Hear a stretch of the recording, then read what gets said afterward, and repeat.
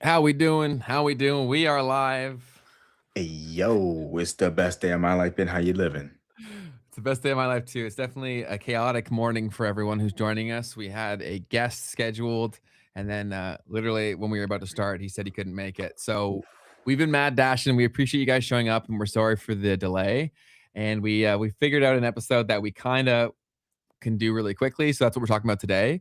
We're going to be talking about what the media gets wrong when it comes to men's mental health. We had a full episode on our approaches to it and all that stuff, but there's a lot of very big and loud opinions when it comes to mental health.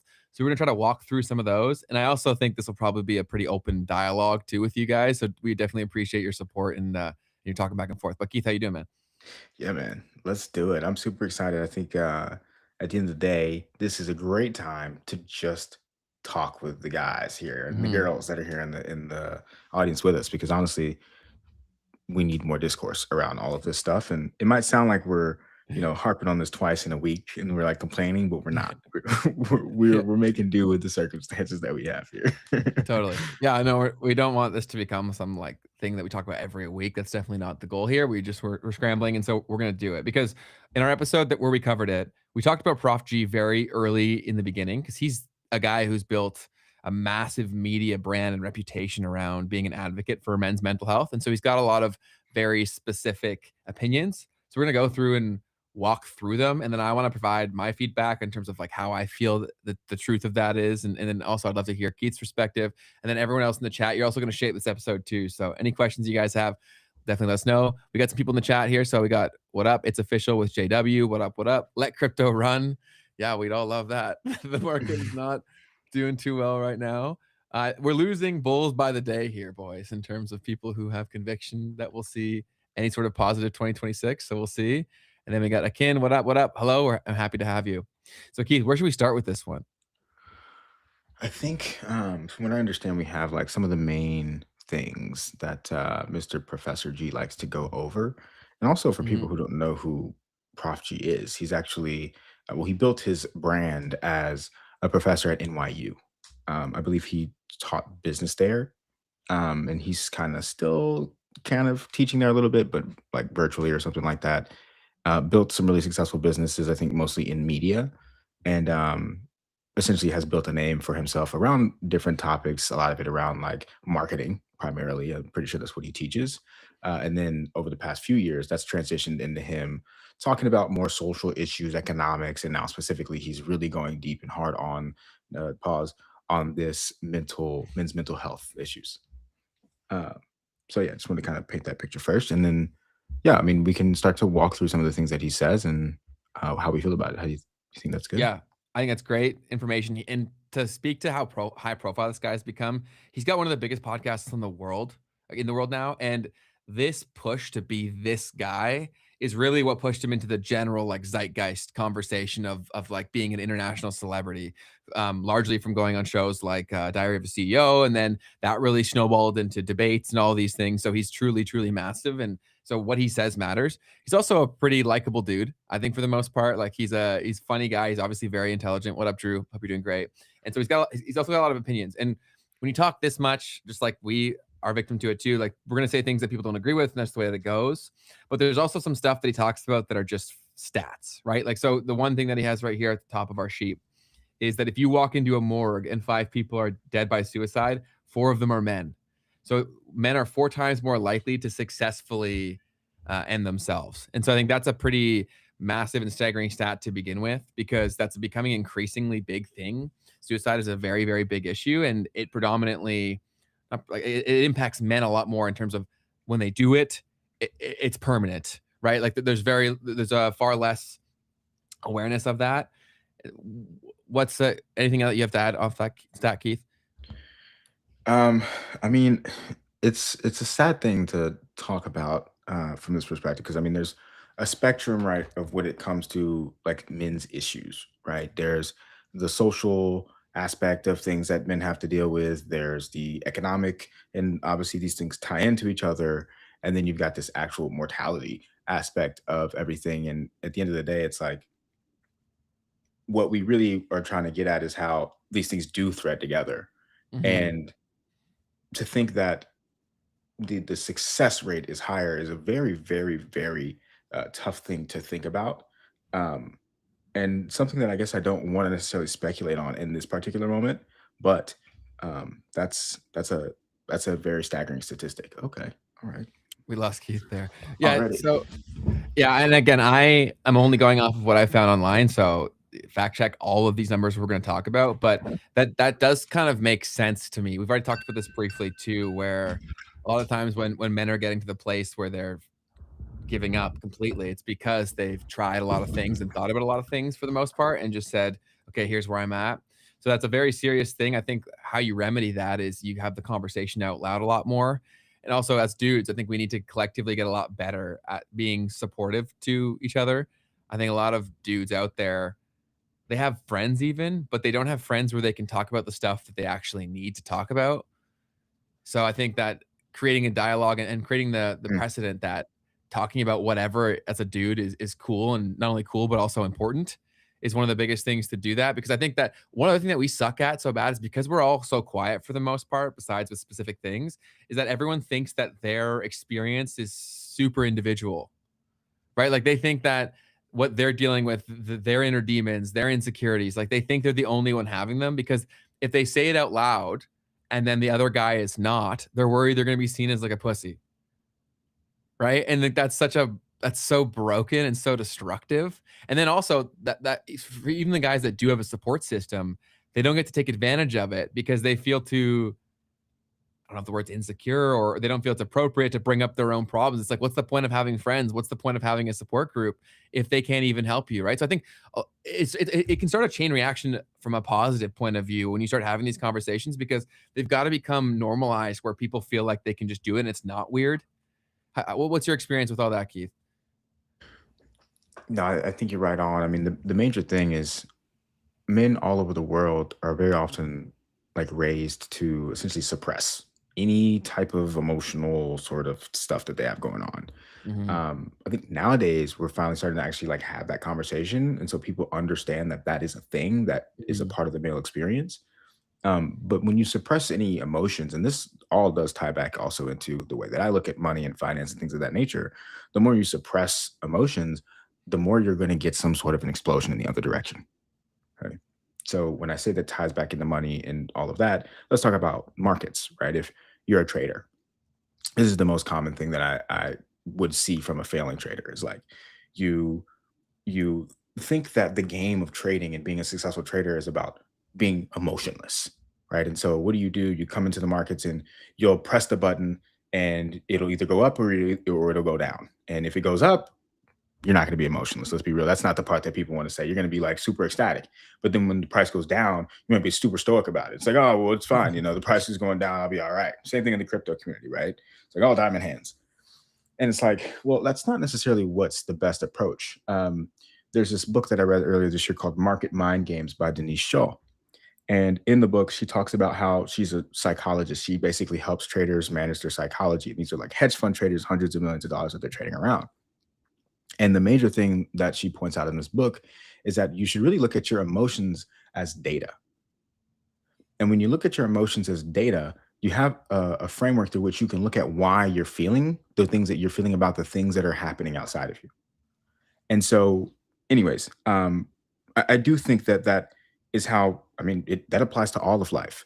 Instead of when you see yourself reacting to something and you're getting upset or you're sad or whatever, instead of feeling like you need to suppress these emotions, you need to really like look at those emotions. And sometimes that means expressing them out loud. That was what this lady does, right? She would sit and listen to these traders as they would talk her through the things that Hmm. they're feeling as they're down $100 million in a trade. So, um, you know, there's a lot of psychology that comes with expressing yourself and your feelings. And also, one of the things that she teaches in the book is to write it down. Writing things down activates your ability to process, right, information through the prefrontal cortex and deactivating your amygdala, which we talked about with Salim a little bit. It's the center of your brain that is responsible for fear and anxiety responses. And so, um, as men, we should have diaries. Uh, we should have open discourse with other men and other people, anyone that's around us that's there for us, and having that be something that's okay. And even the thing that I think is tough for people to understand is just to have a sounding board, okay, is what is valuable. It's not about what they say back. And you might tell someone like, I don't need you to say anything about this. I just need to get this off my chest. I just need Mhm. to actually hear myself say this out loud in relation to someone. So, anyways, I think those are some things to think about when it comes to the this issue of we don't have outlets. We're not taught to use the outlets of the people around us, our parents or whatever, as a way to express and get this stuff out. And if you don't, then it can absolutely lead to doing things that you can't take back, just like you would in the markets. Yeah. No, I think I was about to say the same thing about writing it down is really important. We've talked about breath work and meditation. I think that those are something that men need more than like any other group of people out there because of all the things that we're talking about. But we've also been kind of drilled into our heads, which is either it was always like that or it's become reality where men are basically seen as productivity machines, right? And so what was productive throughout history has been vastly different. And so that's dependent on like where does men see their value. It's like how productive are they? And now when the only benchmark is dollars and cents, there's like all these guys who are walking into one of the worst situations to accumulate enough money to support a family. And if you don't have that, you're basically seen as a loser, right? And so think about like where guys go to, like what do they care about, right? They want to attract a partner. And if they go and watch any sort of content, they're constantly being told that if you don't have these certain criterias, that you're just not an eligible companion. And so then if someone's in that situation where they don't have a good group of friends, and then also like they're being told every day they'll never find a good partner or a good job, it totally makes sense why guys are just completely quitting. And so I think it's really important to shift your benchmark for things, right? Obviously we were sold a lie when everything was made as like money is everything, but you also can't escape the reality that money is something we have to deal with in the current moment. And so I think that building a system where you can own yourself first is super important because if you try to go and do the whole entrepreneurship or anything that we talk about on the show, like you said, Keith, if you don't have yourself sorted, the chances of you being successful in those endeavors are so much lower. So yeah, like I could say go solve your money problem, but to be honest, if you're not a person who's okay with themselves, if I just hand you all this money, you're going to be almost worse off. And of course, it's really hard to say that when people are like, "Oh, like easy for you to say or whatever." But like I have friends that were just given a bunch of money who weren't ready for it and like things don't typically go very well. 100%. I thank God every day for not giving me money when I was trying to get it, like, Yeah. or taking it away from me when I had it. Because I probably wouldn't be here. Like, we have to be the vessel, right, through which you can actually hold that value. Um, and so if you don't have that, then yeah, you're gonna lose it or even do something that could be even worse than just losing the money and lose your health or someone else's health or anything like that. So sorry. Yeah, I agree with what you were Yeah. saying there. Yeah. The next point we have from Prof G is, and producer Kurt put all this together for us. So shout out to producer Kurt in the background. We have a homelessness crisis and an opioid crisis. But to be more accurate, we have a male homeless and opioid crisis, 3 times more likely to be homeless or addicted, and 12 times more likely to be incarcerated. And I think that all of these things, if we don't solve ourselves and we don't solve the money problems, then these are just byproducts of that. Like they're natural things that are going to happen because men crave a semblance of control. And when they used to have these alleys in which they had some sort of control over their destiny or their life and they're being taken away, they're going to go manufacture it through violence.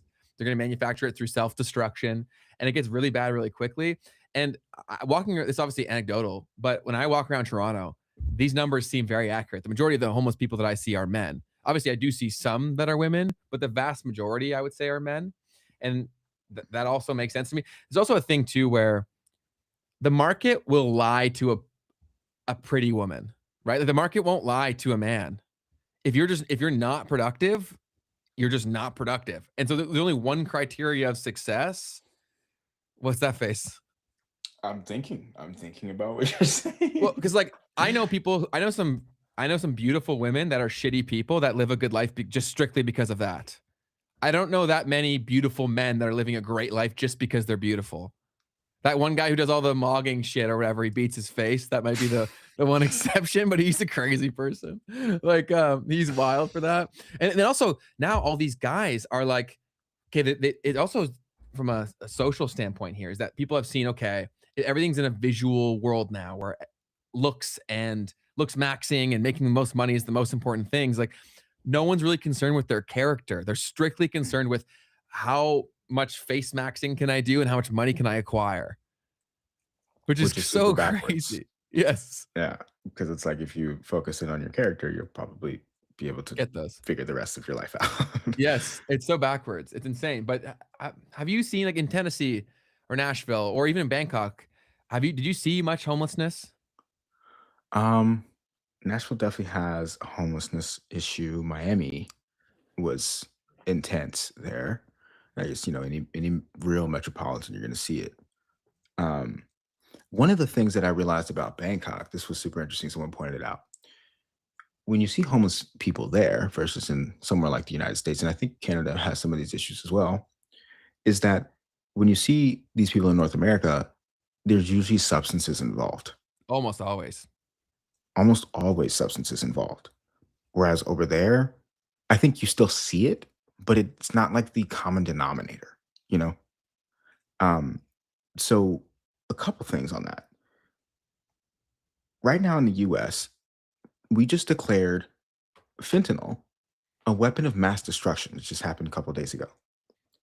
And the reason for this is because fentanyl is actually now the leading cause of death for, I think it's all young adults between like something like the 20s to 40s range, something like that. Wow.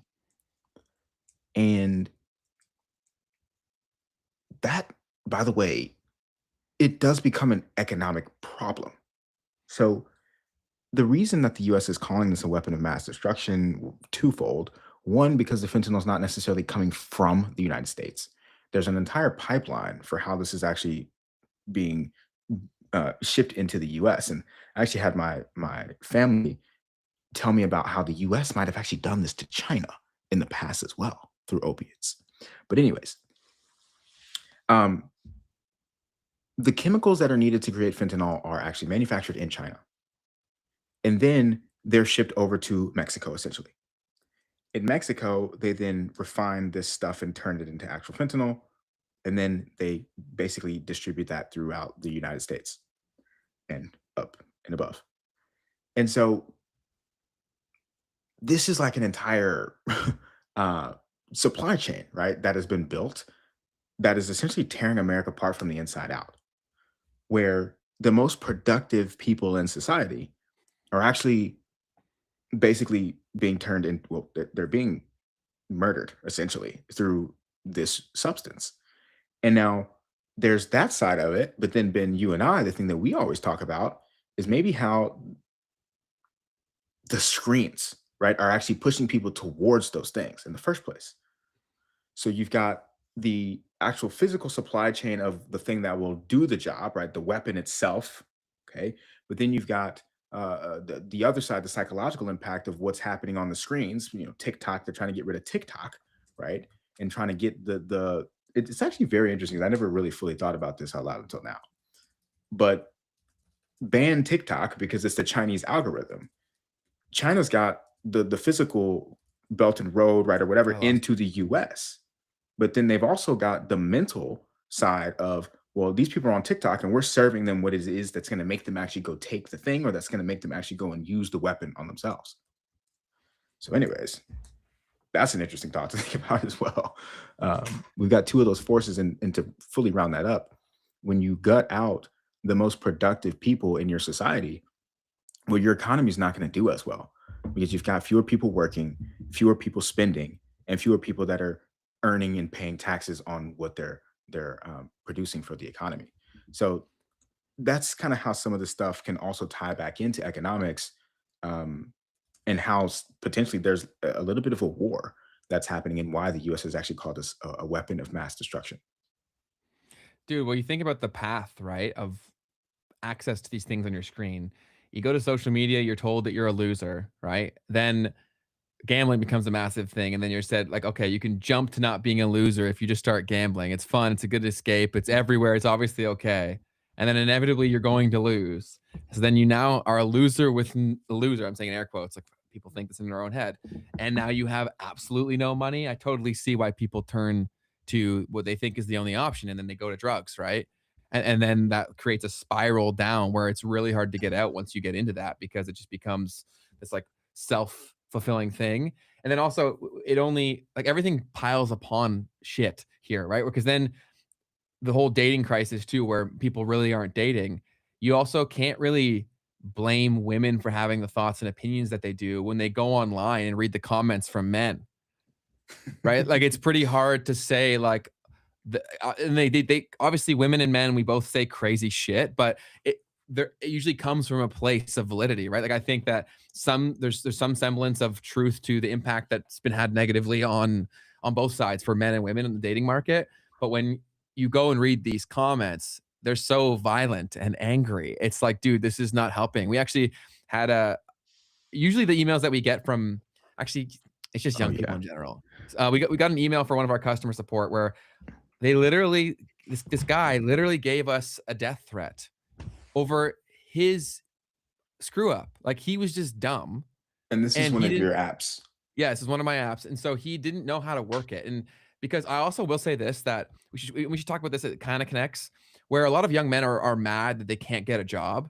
Part of it's the market. The other part is they're unemployable. Mm, They literally are unemployable. mm. And whether that was designed, I don't know, but they can't communicate.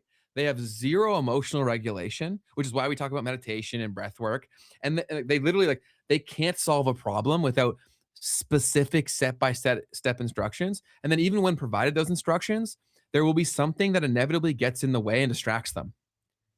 And I'm well aware that the tools that they were handed from a very young age have like crippled them on all these things I'm talking about. I'm not even saying it's their fault. I'm just saying it's real. I've employed multiple people that are under the age of 24. There's a radical difference from Keith. I think you were probably like one of the last few years that had a chance, dude, because like everything underneath you is like they can't communicate. There's a lot of that. There's also a lot of the lack of self-belief. There's a lot of things that like when you have also a direct pipeline of mentorship, which is also something that none of these younger people are going to It's gone. have, Yeah. you lose. And so that's definitely another big part of it here is that lack of apprenticeship because that can provide, yes, the moral thing we've talked about over and over, but then also like the confidence thing. Because what happens when you don't see someone that's doing something? First off, when you are around people who are successful or whatever, the thing that pretty much everyone is going to realize over time is that that person is not necessarily any more competent or intelligent Not than at the all. average person. But what you learn is that that person is confident and they'll just do, They have right? self-belief and they take action. Exactly. And I think the younger kids, they're not getting that from older people. They're not Because seeing that.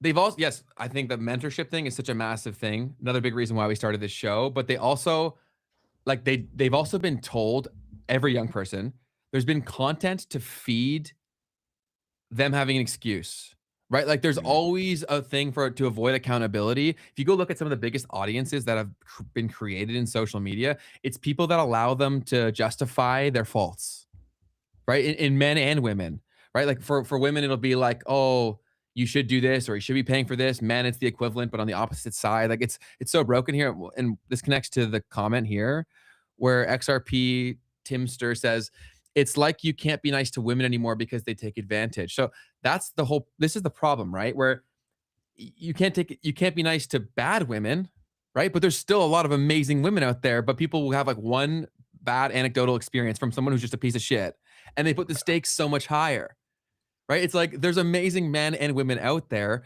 We just believe that there isn't. So we act as if they were already going to say no before they did, which makes them say no. Do you know what I'm saying? Right? Like if you walk in angry as fuck, expecting to be rejected, the chances of you getting rejected are really high. Right. And a lot of the guys will go into these situations and they're like, I'm not like that. It's like, buddy, if I could be a fly on the wall in the conversation, it's pretty evident to tell that you're very angry. mm. Right. So then how do you expect a good outcome to come from that if you're clearly carrying this like hate and all this stuff with you? So I think you really got to change where you go in terms of who you're around from a men perspective. Like, who do you look up to? We talked about this before too. Like, who are the idols for these kids today? They're not the best. No, no, it's really bad. It's really bad. among their own peers, and it's even not too great when you look at some of the older people that are being pushed through these algorithms or that are be succeeding in these algorithm games. Um, we can always drop names, but really, uh, it's just a matter of like we've talked about this again, this hyper focus on the money itself or being success equaling money. And like the whole family man thing, there's this really cool guy that I follow. His name is Trey Cockrum. And he's super cool because his whole brand is around the fact that he's married and has a family and is a successful entrepreneur in that. And he's Christian as well, which I guess glues all those things together. But he'll probably like his personal brand will probably never be unless right we tip the scales enough to where that actually is cool. But until then, his Mm. personal brand will probably never go like all the way to the moon the way that all these guys were out here just ragging on women and how men are poor and that's the worst thing that they could be. um, those people are going to continue to be more and more and super hyper famous and successful in that regard. But like Trey Cockrum, when you watch his content, you see how grounded and happy he is with himself. And he's not bragging about his life. That's the cool thing is he's really like he's showing his life. And a lot of people are going to think that he's bragging about it. But it's because Insecure people think that. for sure. And it's like if he were bragging, all I gotta say is, man, is he bragging about the right stuff. That's but amazing. it's so rare to see something like that. So follow Trey Cockrum if you're a young person. So the memes parts of this show, you see a lot of the things that we're seeing in practice, we're seeing them as a byproduct of how social media functions. And with them being for-profit machines that are trying to maximize time spent on the platform, when that is the benchmark, these kinds of things are inevitable. And it happens all across the board where people will default to fear because the fear of loss is stronger than the potential to acquire, Mm. especially when the general populace is in a state of panic and or hysteria. That gets turned up even more. So even the things that you go to or the things that you think are like the beacons of truth, even if they're not doing this as much, inevitably they will be pushed towards more negativity just through doing that, which is also why I think one of the most literally the most important things of our time is to create and use decentralized social media. So like we have a guy coming on Thursday who runs one of the biggest platforms. We hope to make another competitor in the chat at some point in the future.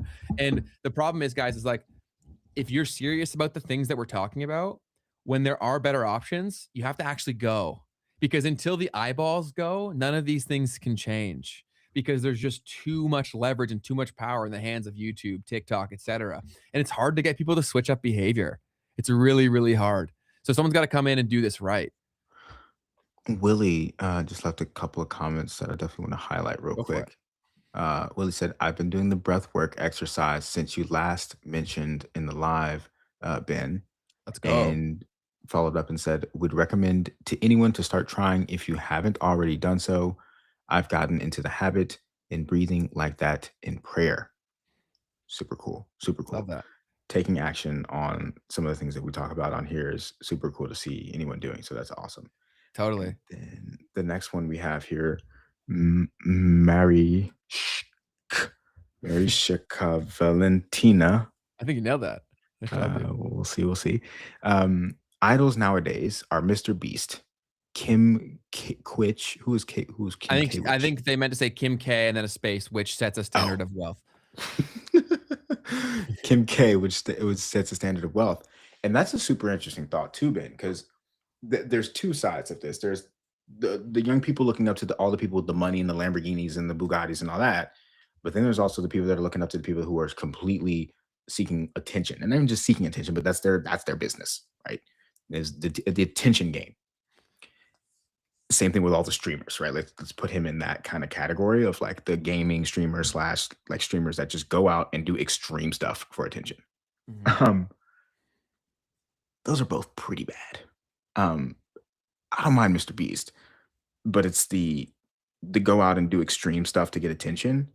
And then like a lot of these kids, not a lot of these kids, but some of these kids end up in like jail in foreign countries and like no one to help them get out of that situation because they were doing things that might have been illegal, but they didn't consider were illegal because on the jurisdiction of the internet.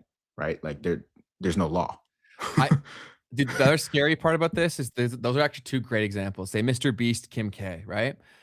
Mr. Beast was a dude like me or you. He's not exactly good looking. He's not like uber intelligent. Of course, he's created his intelligence, but he wasn't some like chess master at 5 years old, right? And so he's become one of the most famous people on the planet through just attention by any means necessary. So the more nefarious thing is that every kid kind of sees themselves in Mr. Beast. Like, I could technically do that, which only further adds to the validity of like, oh, I want that. And then Kim K too. Like, Kim K was always a pretty girl, but she's augmented herself so much that people are like, oh, well, if I can be like decently attractive, but if I do all this crap, then I'm now like super famous and rich.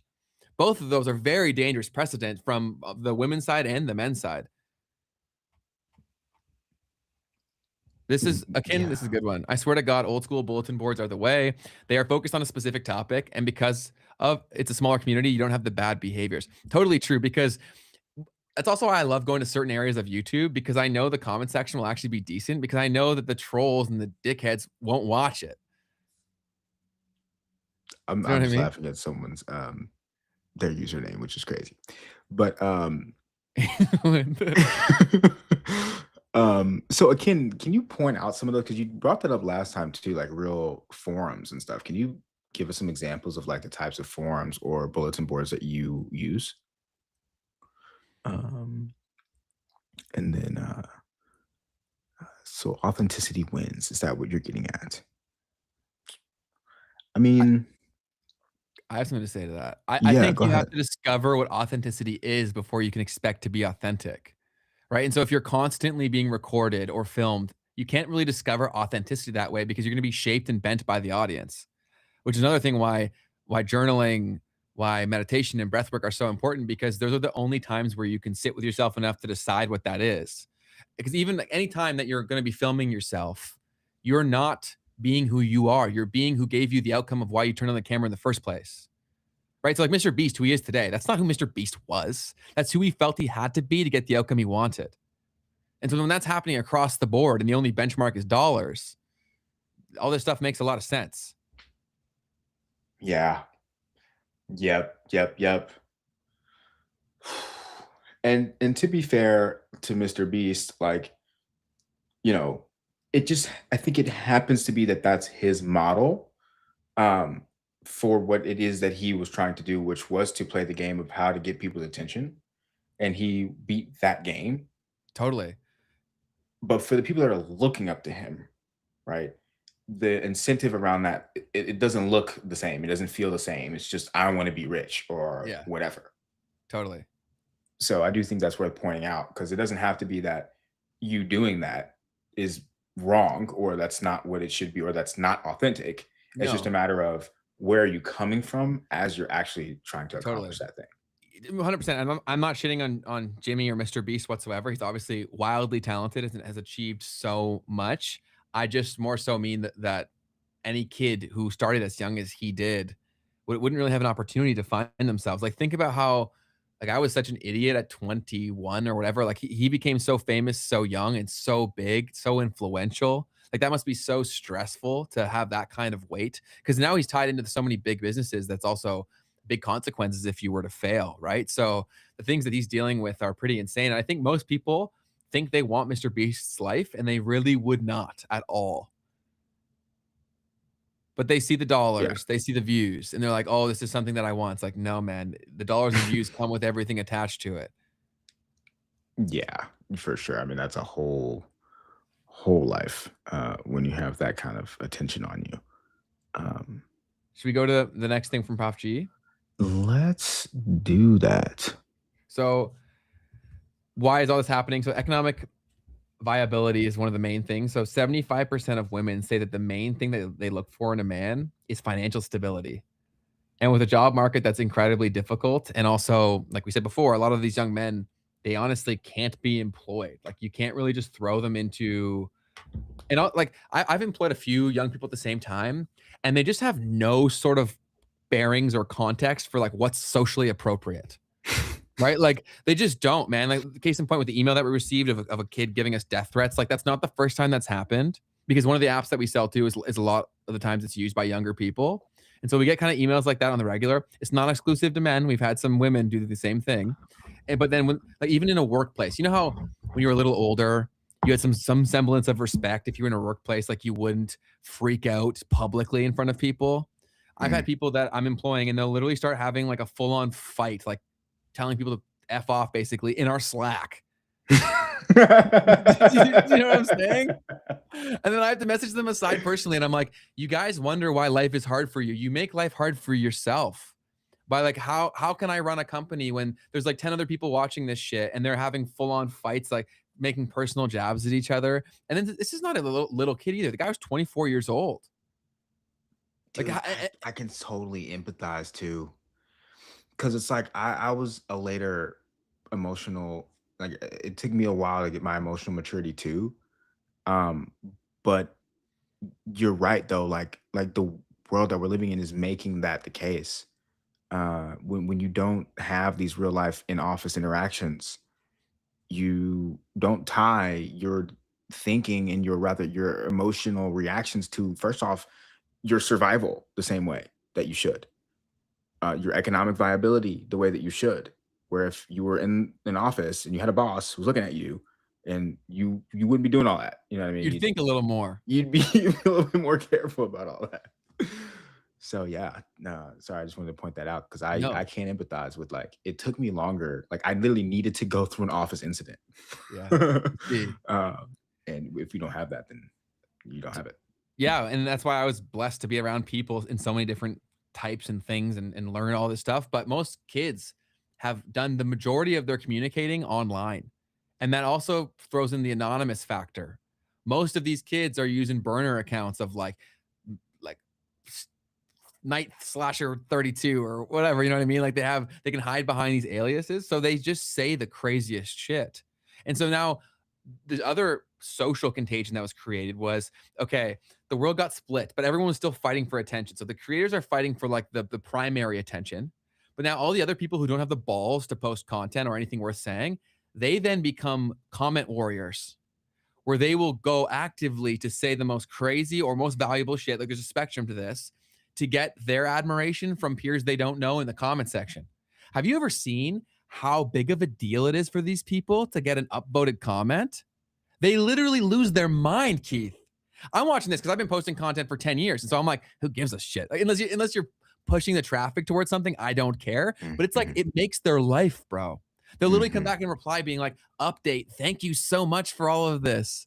And so then what True. does that teach them? I need to go harder. I need to go say more crazy shit. It's Yeah. insane. Yeah, that's a really interesting example there. Um, Dude, yeah, that's a real thing. Just the comments alone. Um, Gosh, it kind of brings me back to, like, I mean, obviously Reddit was a place where that, like, was such a big deal too. And then once YouTube started leaving, because YouTube didn't actually always have that feature where you could upload a comment. Yes, that's And very so sad. once they turned that on, it basically brought that Reddit kind of feature to YouTube And Instagram and all that stuff. and It's Instagram. crazy. Yes. Um, so Night Slasher, I meant like night as in like a knight in shining armor, but yeah, horrible sounding thing. Uh, Makes the viewer feel accepted and acknowledged. Yes, it does that, but that's also why is that needed? Is because people don't get that in their day-to-day lives.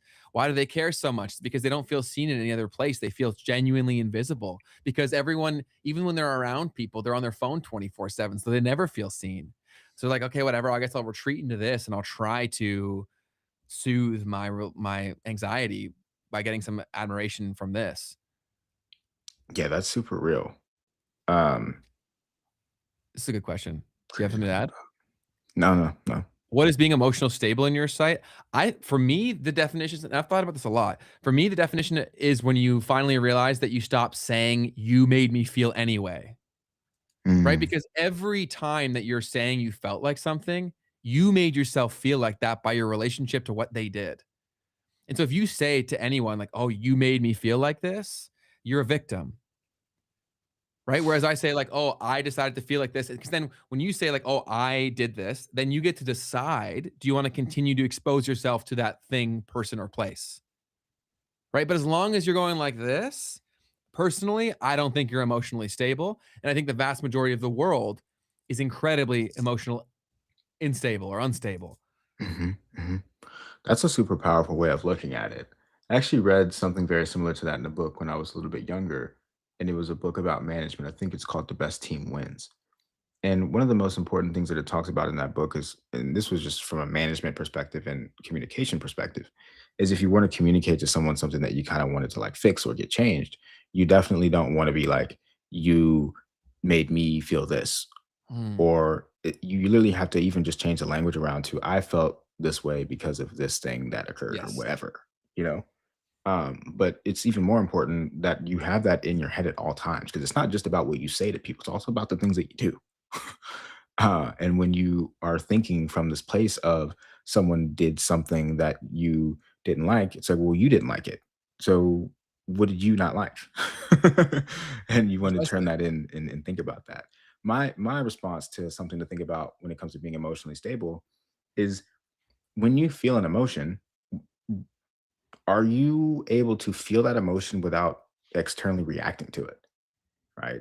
I'm not saying to suppress your emotions. I'm saying to feel them and to let them run through you and then come to some sort of conclusion around why, question yourself, why do you feel the way that you feel? And what I'll do, and this could be a fault to an extent, is I wait. I'll literally wait. I'll let something happen and just, I might go quiet for a second. And I might just be like, I feel a certain way. Why do I feel that way? And then I'll respond, right, to whatever it is that's happening. Now, you might not always have the ability to do that. It might be something a little bit more intense than that. But, anyways, I think being able to have things occur in your life without having to immediately react to them physically, emotionally, verbally. And then from there, I think you've got some emotional regulation that you can take advantage of. That's really well said. And you usually do have more time than we think. Because we live in this age of instant access, we feel like everyone is owed an instant reply. Whereas you can just take the time that you need to think on it. And so I don't think to double down on this is like, how do you get there? I think it's also not putting the stakes so high. So understand that every human is going to feel something. So it's not a problem if someone like does something and then you feel a certain way. But if you don't investigate why you have the feeling in the first place and approach it from a place of like, what role did I play in this? Then you're a bystander in your own life. Like you have no control over who you are or where you go. And that's why it's so easy to move the masses because most people are incredibly reactionary and they're constantly reacting. They're in a constant state of fight or flight, which is horrible for our health. It also makes us very easy to manipulate and make us hate each other, right? Like so much of this is just because we have very little empathy, which is another point that's written on the sheet here, where empathy is at a near all-time low because our experiences have been perfected, right? Like whatever you've decided is the story of your life. You now have unlimited, and it's only going to get worse with AI content, but unlimited and nearly customized content to reinforce that to you, right? Like, let's say you believe that all women are evil or whatever. How many videos are there out there that can convince you that that is a statistical fact? Endless, right? So these guys who are getting super angry are coming with all these facts that are like cherry picked from bullshit. And they're like, see, like every woman sucks. It's like, does it suck? Your mom's probably pretty great, right? Your sister's probably pretty cool. You don't think that every family has a cool sister or a, right? Like this is bullshit. But because you can go there and it feels good to like indulge yourself in your own insecurities or reasons why you can't, excuses, there's unlimited supply and it does not do good things for your brain. Totally agreed. What's up? What do you got for me? Nothing, nothing actually. Um, what's the next piece that we had here?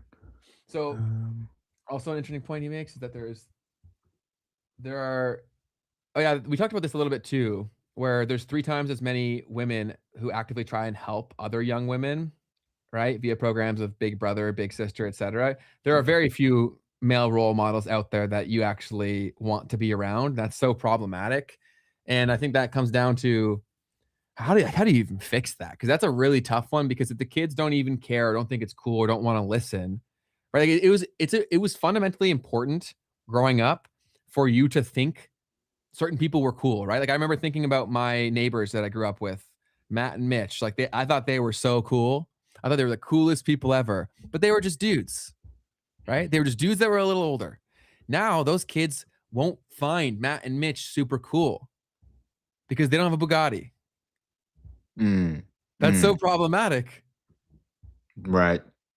Because then now I won't.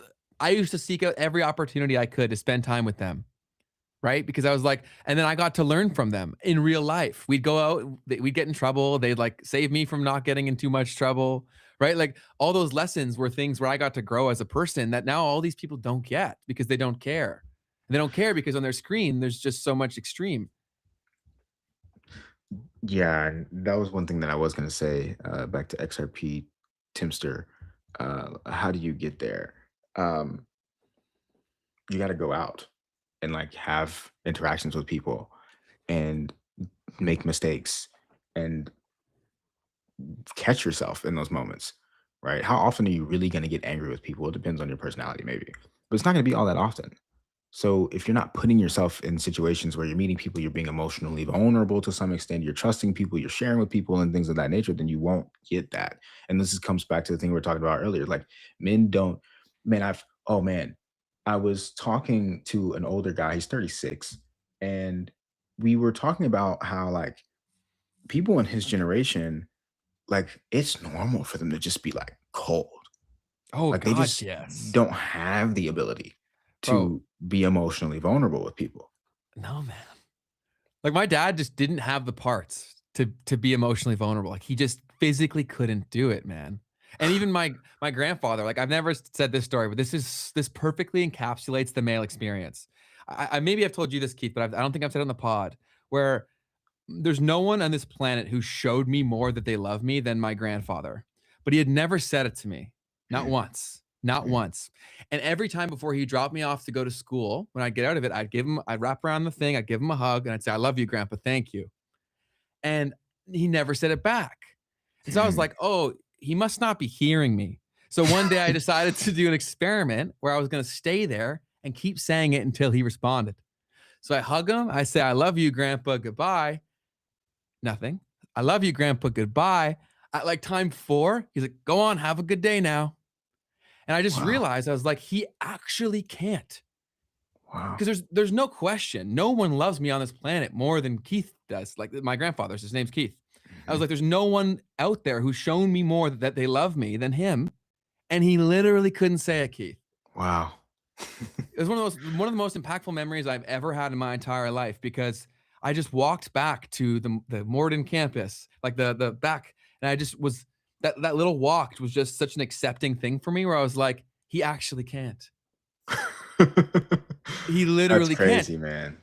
And so then That's how did they crazy. get become like that, right? And so then now there's these guys who need all these support figures, like who do they go to? Because they can't get it from their local community and their dad doesn't have the parts. Like they literally don't know what to do when you say these things. So it's yes, the young men need support, but we also need to support the older men in terms of how they can even support the younger men because they Mm, don't really know how to either.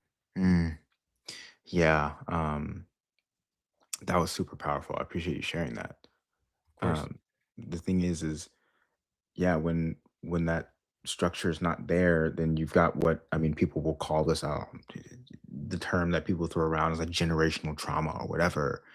And like in a sense, that's a real kind of concept where when you're being raised in an environment where there's no capacity for something, then you don't develop that capacity either. And so until I think this generation or so is kind of seeing this, we're like, oh, like we need to learn how to communicate emotions and be vulnerable and things of that nature. And now there's an opportunity to kind of like shift and change the gears and make sure that younger people as well have that opportunity. But um, but yeah, it gets really hard when even the real world IRL role models don't have that. Um, and then you're also not having as much in real life communication. It gets really difficult uh, for men to have that capacity, and it does create major issues. Mark said something I thought was worth mentioning. So I've not seen The Sopranos. The Sopranos had an episode about this. Tony wanted to be the strong and silent type, but in reality, he was an emotional jerk. Yeah, I think that's also that's actually a very good point because even a lot of the times when dads adopt this very cold bravado and like I'm so tough and shit like that. They're doing exactly that. They think they want to be the strong and silent type, and it actually makes them the most volatile and emotionally unstable. Yep. Right? I can think through times in my own experience where like there's just so many contradicting things with that, where when you try to maintain that, you end up being the complete opposite, which is very, very interesting. XRP had another one here saying, I think technology is breaking us apart. I, I it is technology, but it's the technology in the hands of the people and the systems that operate those, right? Like how amazing could a better incentive structured system become for technology? Right? Like, I honestly think that we will get the opportunity to see, is it really us that's the problem, or is it capitalized social media that's the problem when we do get these genuinely good products that are decentralized, right? Because then we Mm. get to actually see. Because now, when the systems are built to kind of avoid the outcome that we've currently experienced with just like sheer ad revenue time spent on the platform, then I think we get to see. Because if those are still shit, then maybe we are the problem, right? That's real. That's real. Yeah, for sure. Back to Linux. Yeah. Just real quick. This is the first time this stream gets pushed to my recommended. I watch a lot of Keith in those streams, and these streams, when they are later uploaded, it's the first time the algorithm pushed it out. Well, you gotta make sure you got notification bell on That's lock. it. All right. 100%. Hit that notification bell so that they can't even make the excuse of whatever they got for that part of it. Um, 100%. And you can turn it on all. And why you want to do that for our channel is because we're not going to spam you with any other content. It'll only ever be when we're live. So we purposely set up our content like that so that that way your notifications actually mean something. Everyone's so numb and fatigued by all this crap because everyone's been so predatory with your time and attention. And that's something we're trying to give you back control over. If you want to be here live, you can set it up where the only notifications that you will receive from this channel will be that. love it. And then Mom Oh, SpaghettiOs. go What for it. up? What up? You haven't seen from me today. I like what's oh my goodness. I think what's important is to know exactly what you want. Like Mm, exactly what you want. No ambiguity, something you can explain easily without hers. Yeah. Um, for sure. I think it's always gonna come down to, I mean, we've talked about this a lot too. You gotta define what you want out of life, but then sometimes a lot of people are trying to take the biggest thing that I think I learned, at least that I feel like I've taken away from growing up, becoming more mature, is like I don't really look up to anybody anymore. hmm Um, it used to be like the billionaires and like all of that. Like I thought that was like the thing that I wanted to do with my life or who I wanted to be. And then I just slowly realized like, oh, well, those people have major flaws. And then you come down the list and you know, look at everyone else and like no one's life is perfect. And not only that, but everyone has major flaws and things that they're substituted for things that you might not want to substitute in your life. So, yeah, I do agree. You kind of got to know exactly what you want. And when we're in this world where like idolization is like the function of the whole thing, right? Who has the most followers? Who's got the most likes? It gets skewed because we now once again you take out the religion, you take out the creator or the religious figure that has a moral code, and you put only these figures that have no moral code, but you put them in the same pedestal, same place. You get absolute degeneracy. um, so then, yeah, the only real answer is to realize, like, okay, well, none of that is actually what is the answer, and I'm gonna have to dig deep inside and figure out what are the things that I'm being pulled toward naturally, and trying to see how I can build my life around those things. Maybe. Completely. No, I completely agree. I think you got to step away from it to then see the alternatives in general. Because if you're spending all of your time in a toxic place, you just think every place is toxic, Mm, right? Whereas now you can carry your toxic thoughts with you wherever you go. Even if you're in the most healthy place, in the most healthy relationship, if you're watching garbage and it's tainting your mind, you're going to destroy that. And then you'll say it's because of the state of dating or the state of whatever, when really it was the state of you and your mind and your inability to think through things because you're not getting an accurate depiction of everything else that's going on. So a lot of good comments in here. We got one from Shayla saying, I jumped in about 10 minutes ago. Unfortunately, it is seen as soft to be a man and express your feelings. Yes, it is sad. I believe the media perpetuates this to keep men isolated from expressing themselves. Yeah, I think there's probably a strong degree of truth to that. If we all talked, I think it's a lot harder to control us. Whereas if you make us kind of a victim to our current emotional state, then you're very easy to influence because you just turn on certain levers, turn off other ones, and then you create whatever system that you want. And I think that that's true even for people our age too. Like I've always been the person who's tried to have deeper chats with guys, and they get so uncomfortable, man, so uncomfortable. And I've always been okay with this because I used to have these conversations with myself because I would stay up really late at night and I would like talk with myself, as crazy as that sounds, to like work through the problems of that day.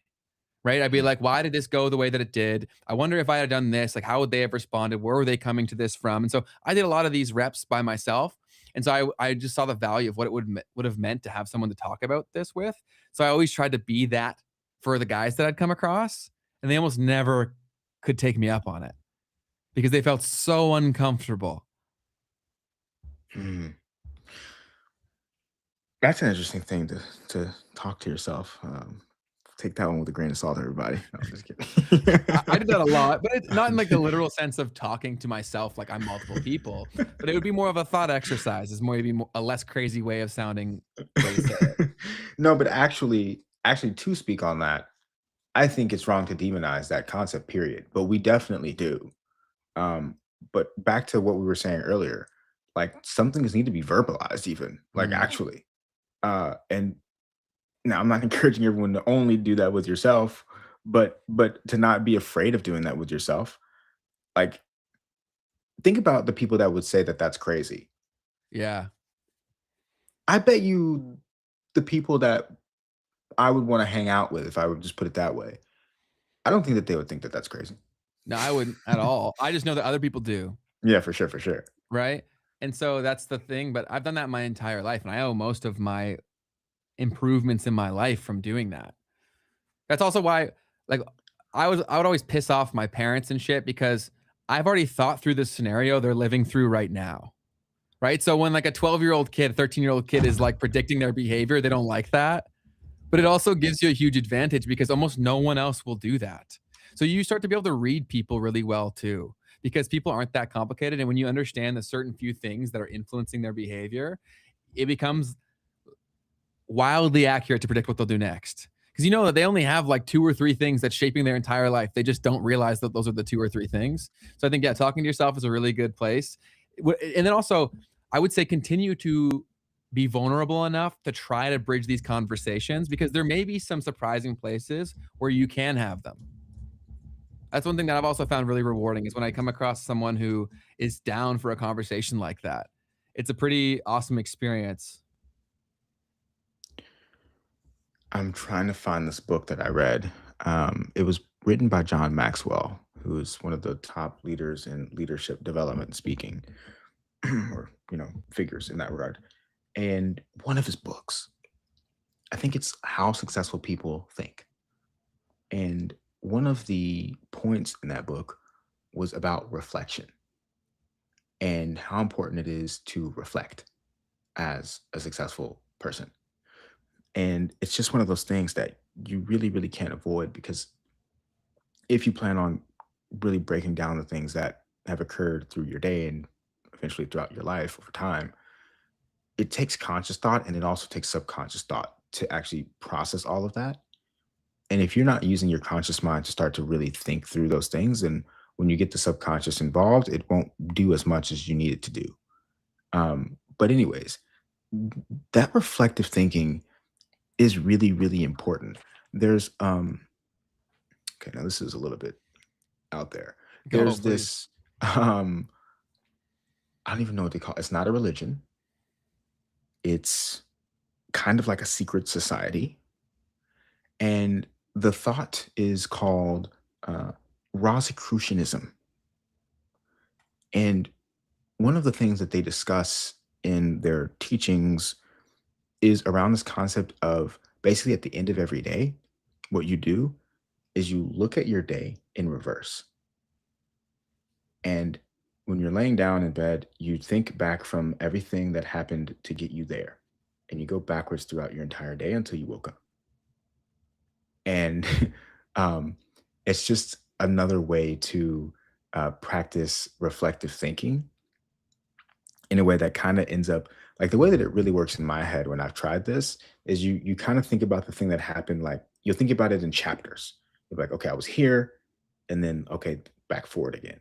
And then you go back to the previous chapter, and then you go kind of go forward through that chapter. And at least that's how it's kind of worked in my own head. But to do that though, you kind of also have to naturally create causality in like what got you to the next place, what happened from chapter to chapter, and you start to realize things that you might not have thought about if you didn't consciously take the time throughout your day to think about what actually occurred in that way. You could do it forward as well, but this was just the exercise. uh, so, anyways, just wanted to point that out. There's a lot of thoughts that's they're esoteric kind of thinking that comes back to reflection, and that being Mhm. a very very important part of getting yourself to where you want to be with your life. And like Mom Spaghettios said, defining exactly what it is that you actually want. It makes it so much easier to acquire it too because you learn these micro lessons across the board, and they're almost barriers to entry where almost every person that I seemingly have come across is that they evolve by each one of those they're willing to go through. Like a lot of people, they get stuck on one for a long period of time and that defines their next year, 5 years, 10 years, maybe 20, 40 long of existence. That's a story that they play on repeat, right? Because if they have that uncomfortable reflection, then they'll change as a person. Because if you look at anything through enough scrutiny, you'll be like, okay, this is where I went wrong. This is what I need to change. And the people who are constantly living better lives, it's because they're super cool with that practice of saying, where did I screw this up? What could I have learned from this? And you also become really good at reading people because you can basically kind of loosely tell where they are in their journey, right? And so then you can kind of tell how they'll respond to certain things as well. So it's an incredibly valuable practice. It's something that I do pretty well every day, and it means a lot. And I think a lot of men, whenever they're forced to think about something, they always retreat to porn, to gambling, to physical activity was also a big thing for some guys, right? Mhm, But they, mhm. they do run away from the thoughts. And I think that's also why we have a lot of the problems that we do. Very well said, man. What do you We've got got a next? nice amount of comments, but we can also move on to the next. If you got some comments, throw them up. We can chop it up. Let's see. Definitely the 589 chicken. This is great work you are doing. Gentlemen, this is how you build cohesive communities. Yeah, we'll appreciate you being Hopefully. here. Absolutely. Uh, Lloyd Drale. Oh, what's up? I've seen your comments on my videos. I appreciate you. How to speak with others is so important. Is it true, kind, beneficial, not divisive, fostering, fostering understanding, infused with awareness and intention? Yeah, That's in short totally supply. agreed. Yeah, that's such a nuanced skill to know that, right? Because there's a different answer for every person that you're coming across. But there are some tried and true principles, right? And I think if you follow that as basically a checklist before you make a point, is it true? Is it kind? Is it beneficial? Is it not divisive? Is it fostering understanding infused uh, with awareness and intention? If you operate like that through anything you say, your life will just instantly get better. Because think of how think of the feelings that get created from people who ooze Mhm, this. mhm. They're people that people wanna be around. No, for sure. So we got very good to be aware. Oops. And open minded. You learn a lot and perceive a lot. Yeah, I feel like we talk about this a nice amount. You know, the perceive a lot part, I really like because a lot of people in history or whatever, you'll hear people talk about this concept of like frequency, right? Like a radio. If you're not tuned in to the frequency of the station, right, that you want, then you're not gonna receive the signal. The signal's always there, Mhm. right? It's always being broadcast, but are you tuned into it? And I guess in this case, we want to take that and say, well, this would be uh, extremely uh, painful if you did it this way, but imagine you just broaden the amount of the spectrum that you are listening to at one time. Don't do that because that's going to drive you crazy. But having a radio that has the capacity, right, to receive any of those different frequencies, AM and FM. Mm. Okay. Um, Having that is super powerful because then there's signals that are out there that you can receive. Whereas if you just cut stuff off, if you're not open-minded, you're gonna miss a lot of life and what it has to offer. And I don't know if that's something that you can develop once you're older. I feel like it's something that if you don't do it young and keep it and know that that's something that you're consciously doing with your life, then I bet it could be really hard to go backward and be like, "Oh, I'm gonna be more open-minded now." Uh, I think it's always I possible, don't but it know. would take radical hardship. And I think how radical it would need to be depends on how old the person would be, how set they are in their ways. Because even my mom, like, she gets into these patterns, right? Where I always talk to her, I'm like, "Do you see what you're doing? Like, you're getting into these destructive patterns, blah, blah, blah." She's like, "Oh, well, an old dog, you can't teach an old dog new tricks." Like, they'll even say that out loud. They'll be like, "Oh," and then when you say something is hard, you're making it hard, right? If you have this Mhm. belief system that, oh, when you're older, it's like that much harder to change, then Mhm, mhm. then yes, it's going to be true. And so there's always like these datas and these figures, and I don't know how much I prescribe to any of that shit.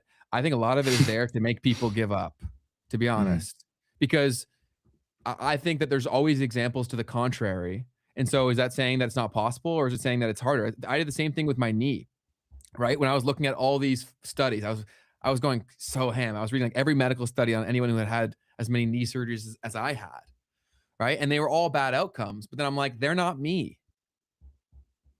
I can do this, right? And so then if right. you go to places where of course they're going to study the ones that didn't work out, there's more to study, right? At that point, like if someone was super amazing and it sorted their problem, like they wouldn't be in the study. So then I realized I was like, I wouldn't be in this study because my life's going to be so good I couldn't be involved. Right? And so obviously, like not the same as if you're a 70-year-old person who's set in their ways, but I do think that I was only willing to think like that because I was pushed to the depths.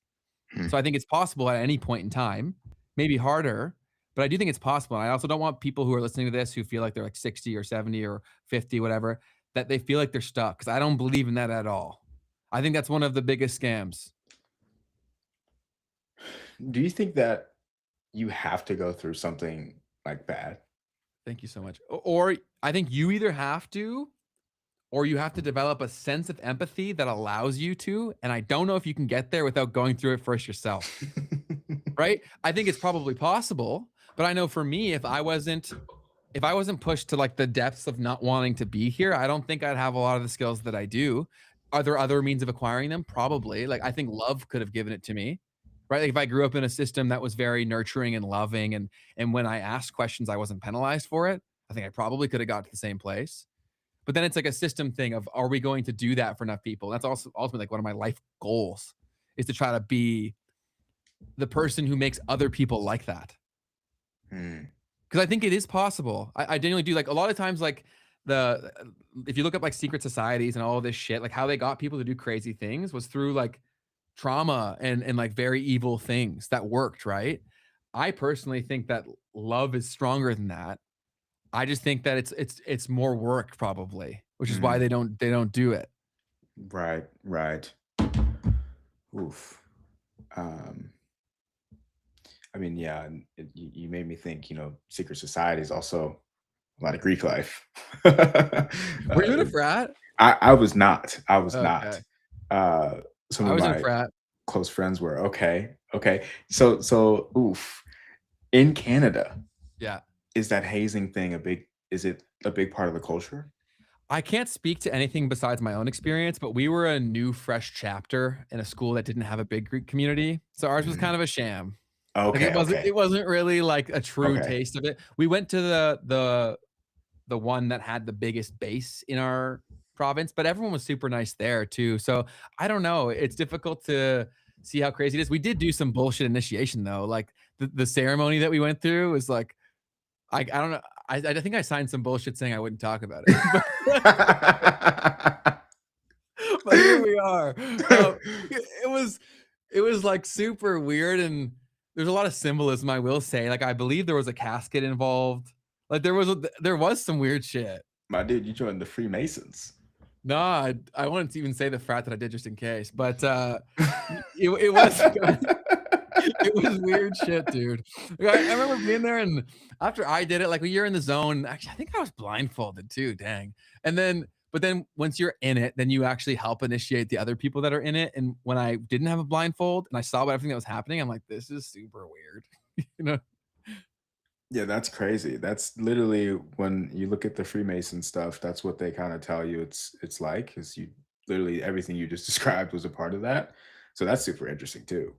Um, but anyways, we won't expose you too much. I guess Yeah, I don't wanna get sued. They probably have a we've lot of money and a lot of got shadow things to pull on me.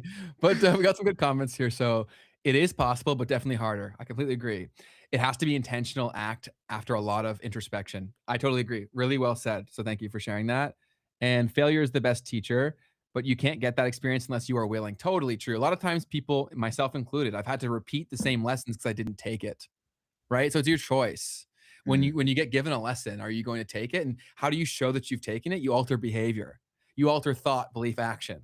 Right? Like I have one friend who I've been helping since he was like 6 years old, dude. And he repeats the same pattern since he was 6 years old. Like the mm. same things every time. And we have the same conversations. And I'm like, dude, I love you. So I'll have these with you until the day that we die. But we could stop having them tomorrow if you wanted to. Right. Right? So it is the choice, like she said. So that was or he said, whoever said that, really good. And then, we have a question here about our ages. Quick thing Uh, on that too. go. Knowledge, right? Knowledge is not something that you have until you've changed your behavior, is like the quote, Mhm. right? So you haven't learned anything until you actually change your behavior. Just want to add Yeah, that real quick. there's a lot of dicks that know a lot about being nice. You know what I mean? It's like Yeah, yeah, that's a fact. so, someone said, our ages. So I'm 29, and, I'll let Keith answer himself. 26. How old do you think I was? It's a real question. I feel like I'd guess around your age. Like, if I just looked at you, I'd guess 25, 26. Dang. Is that bad? No, it's okay. It's fine. Do you wanna look older or younger? I don't want to look any different. I just want to feel older. That's all. You wanna feel older? You're very wise, but I watch videos every day of people who are different ages, so I get pretty good at that. Do you know what I mean? Like, I'm pretty good at guessing people's ages. Well, you got mine. I guess you got mine. Well, I would have guessed 25 to 27 would have been my range. My question is for a man who hasn't grown up with a brotherhood, are strong male connections who are now in their 30s who want to experience that, how do they go about it? That's a really good question. I think that's a really good question. I think the big brothers thing, if you're watching this and you are someone who's a little older, I also think that being a mentor is a pretty natural experience for a man. And so even if you don't think that you're someone who can mentor someone, you may become that person through mentoring them. Right. Love So it. like, I think that's really powerful. A lot of times people won't become who they're capable of until thrust into opportunity. And so maybe you guys could save each other, right? Like maybe even like you're probably being too hard on yourself as is, but maybe the qualities that you can show that you have is through doing something that isn't celebrated as much in social media bullshit. I'm gonna say go to the gym. Go to gym's great. Totally. But for people who are younger to connect with older guys or vice versa, like to be mentors, how do you foster that kind of culturally? Because it's become less of a thing. You also one thing I wanna say, Keith, before you Yeah. chime in here too, is that I've watched sports change so much, and I do think that the toxic nature of, say, like, football back in the day it had a lot of negative things to it, but I also think men benefited a lot from it. Like, there's obviously lines, and you shouldn't go too far with, like, hazing or being disgusting, whatever, but I do think that discipline and being hard on someone, especially for a man, is pretty important. Like I look around and I was the only one in my friend group who had a dad that was like a major hard ass. Like Mm. crazy, like he was extreme and I think way too far. But I look at the qualities that he created and I'm like, oh, he was kind of right. Like he didn't approach it the right way, but he was right that this does lead to this outcome. So I do think that coaching and we've also been robbed of our ability to give men what they actually need. Because if I go into a coach, right, and let's say I need to be really hard on a kid, I can't because it's not socially acceptable for me to be hard on the kid. What if I know he needs that, right? Yeah. But I can't do that because I'm going to get shamed or kicked off the team. That's stupid. Yeah, well, depends on what you're gonna say to that kid, man. But no, I'm Well, just kidding. it'd be more so about like who he is as the person, or like it'd all be constructive. I think that's also where men went wrong too, is that you can be animated about something without degrading them. Right? I think one of the things that men don't have is the ability to teach through lifting them up. It's always tearing down. Yeah. I'm laughing because when I was in high school, my freshman year, I played football, and that was the end of Let's my sport go. career. And there was this one coach, his whole thing was that he would literally find something personal, and he would come at you for it in the middle of practice, Okay, that's in psycho. front of everybody. It was crazy. It was hilarious. It was wrong, but like you couldn't help but laugh Where would he because source this information? this dude would source that information from the streets, bro. Like he would get that you would get that from the streets.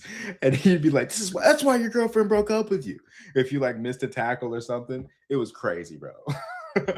But for me one day, he was like, so my thing was I made beats and stuff. I still make music in that way. And one day I like missed the hole or something when I was practicing running through a hole as a running back. And he was like, stick to making beats, son. And it was from that day forward that I was like, you know what? You're right. I'm gonna stick to making So it beats. made you quit?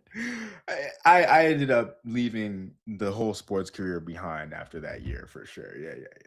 And do you think he played a role in that, or was that just a coincidence? No, no, but it was like it did play in my head. Like I was like, wait a minute, because the realization that I did have, like, I mean, he probably did have a real impact on me.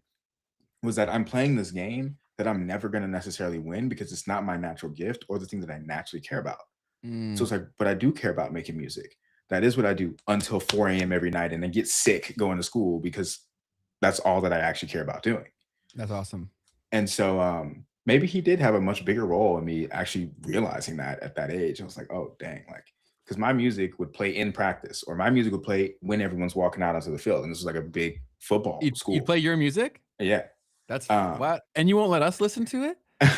oh, you guys can hear that stuff. It's That's actually some in one of my bullshit. videos. It's actually in some of my videos on my big channel. My Bond video has one of my songs in it. It's super low, but like technically I've got a million plays on that. And I'm like, yeah. Let's go. But Well, anyways. we gotta find that producer, Kurt. But yeah, Yeah. you got more? No, that was it, man. Some So that's tough awesome. love, but that guy, he took it too far.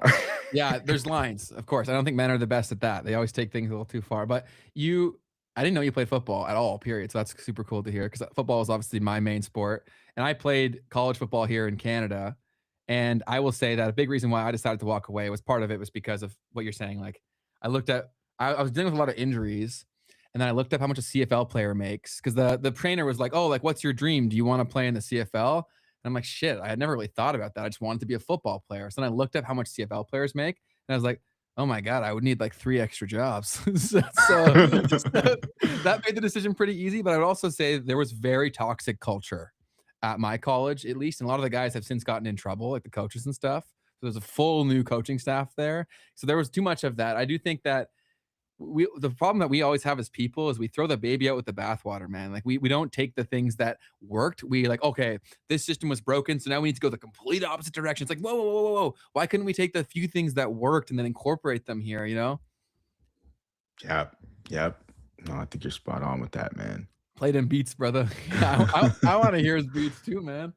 Do you want to go to the next things that we have from Prop G? Yeah, let's do that real quick. Cool. So Scott says Um, there are 3 pillars men need to learn to regain their masculinity. The first is being a provider. So, not even for their partner, but for themselves, and be able to even be comfortable with if your girl makes more money than you, too.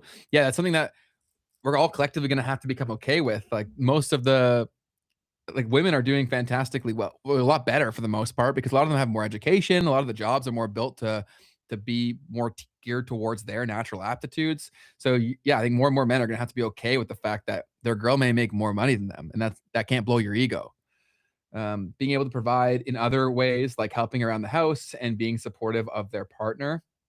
Yeah, I think it's also just being people. Like I think some of the stuff, the gender norms are a little silly, right? So I think case by case basis is very important there. Do you have anything to add on the whole being a provider? No, I love the concept of like even for yourself, because really that's the main thing that I think is what's messing with young men right now. It's like it's not even about like being able to provide for anyone else. It's like, well, I literally can't even take care of myself. Right? Is the pain that a lot of young men are feeling at the moment. Huge. And another great comment here. I want to celebrate this because this is a big deal. So, XRP Master, Mister, whatever says, yeah, I drank and drove until I got 5 years in prison. It changed my view of life. I definitely appreciate it more. So I appreciate you for having the vulnerability to share that with us. And that's also, Keith, remember when you asked before, like, do you have to go through hell to learn it? I think this is a case in point, right? If you're listening to this, can you get into the mind of what it was probably like to go through that? And can you use that as fuel to learn the lesson without having to pay the price yourself? And so that's also why I think empathy is so much harder, because until you can relate to someone's experience, it's harder to learn from them, right? Because most people just hear that and be like, damn, glad it's not me, right? Instead of being Facts. like, what did he go through? Like, what would that have been like? Like, oh my God, when I'm making these little micro decisions, do I realize the significance of what I'm doing and the potential consequences there? Until you develop that empathy muscle, it's hard to do that. So real. I love the follow-up thing that you just said there as well. Yeah. Uh, We are probably mentoring people and don't even know it. That may be the perfect answer for all of this, is be the mentor that you wish you had. Right. And when you're just oozing that, I think the opportunities to be a mentor will find their way to you. yeah. Um, Fantastic to think about for sure. People don't always tell you the influence that you have on them, and they might not Almost always never. know it themselves. Mhm. Uh, and so, yeah, like walk as if you're a mentor. And when you see opportunities to make that explicit, do it, offer it, you know? But you gotta catch yourself consciously and make yourself do it, right? Because like, Yeah. and if you so whatever you decide is a good quality, you need to seek out opportunities and the world's gonna give them to you, but you have to take the jump, right? Like, so I try to pride myself on being the person who will always try to help if I can. So then, okay, how many times do you go through your day where you technically could help someone, but it would slightly inconvenience you, right? Like saying holding the door for the guy who's delivering the male who's trying to get into the store, or all these different things, right? Like you got to practice what you preach as well. And when you until you consciously say I'm trying to do this thing, you may miss opportunities that we already all have around us. So if you decide I'm going to be the mentor, then okay, like how many opportunities are there to be that we're not even taking advantage of now? That's real. Do you want me to Absolutely. keep going, or do you want to take on some of the comments? Yeah, keep going Cool. on that So list of oh, yeah. yeah. So point two in reclaiming masculinity for young men is being confident in the dating market. That's obviously gonna be a massive thing. Taking care of yourself and trying to ask girls on dates and things of that nature. Over 50% of men from age 18 to 25 have never asked a girl on a date. Surveys show, contrary to what the media tells you, girls want men to ask them on dates in person while simultaneously doing it in a manner that makes them feel safe, right? That's something we talked about before we started, is that this whole narrative of like, oh, you can't talk to a girl, like that's obviously not accurate. It also depends where you are, right? If you're going to like the most pretentious bar in the world, trying to be the best guy in the world, obviously you're in the wrong place, buddy, right? So that's also not a good sample size for how women would react in general. And also the other problem is that most of the guys that are teaching guys how to do this, like they're not the best at it either. They've just done Mm, it so much that they're overwhelming people with confidence. mm. That's an interesting thought. um, yeah, I mean, if you look at some of these like online influencers and stuff, there's been a big wave of that for I think I guess anyone our age or younger. Um, of like these influencers trying to teach men how to approach women and things of that nature. And yeah, I mean, you'll quickly realize that if you watch any of that kind of stuff, um, it's not really so much about like approaching women. It all comes down to all of the stuff that we were talking about. It's like, are you a good communicator? Are you a listener? Are you able to come with that kindness and respect and empathy? Uh, and sometimes those fundamental things are kind of missing when you look at some of those types of people. Yeah, are you Um, confident? Yeah, also, 'cause are you confident enough, right? Because Mhm, at the end of the mhm. day, what does all the fear come from? The fear comes from a bad outcome. If you're confident in yourself, you don't care if the outcome is bad, because a confident person would realize if it goes like that, this probably isn't a person I want to be around anyways. Mhm. So the stakes really aren't that high, because if you go and say hello to a girl or a group of girls and they're just fundamentally mean, you won Right. from that interaction, right? Because you're like, okay, I now know I'm never gonna leave this wondering, what if, was that my future wife? Obviously not. She was not nice, right? Like, okay, and on to the next one. Who gives a shit? I'll respond to this comment. Sorry, have you guys heard of the clavicular guy? That's the guy I was talking about when he's like punching his face and stuff. That's the Yeah, joke that I was yeah. making. Yeah, I have heard of him, and I think he's just a symptom of what guys think is going to be the antidote to their problem, right? They're like, Mm. okay, my life just sucks because I'm not super hot. This guy was objectively less attractive before. He did all this looks maxing bullshit. Now he's seen as attractive and he's famous too. I just got to get hot. I just think it's going to solve and it's going to create a new problem. 100%. Yeah, that stuff is crazy. I only just recently saw his Yeah, content. he's blowing up. Yeah, so that's not the answer, kids. No, it's definitely not. Dave's got a great one here. So casual conversation has been lost. Totally. Just starting casual leads to the opportunity to pursue. Keith made this exact point an episode or two ago.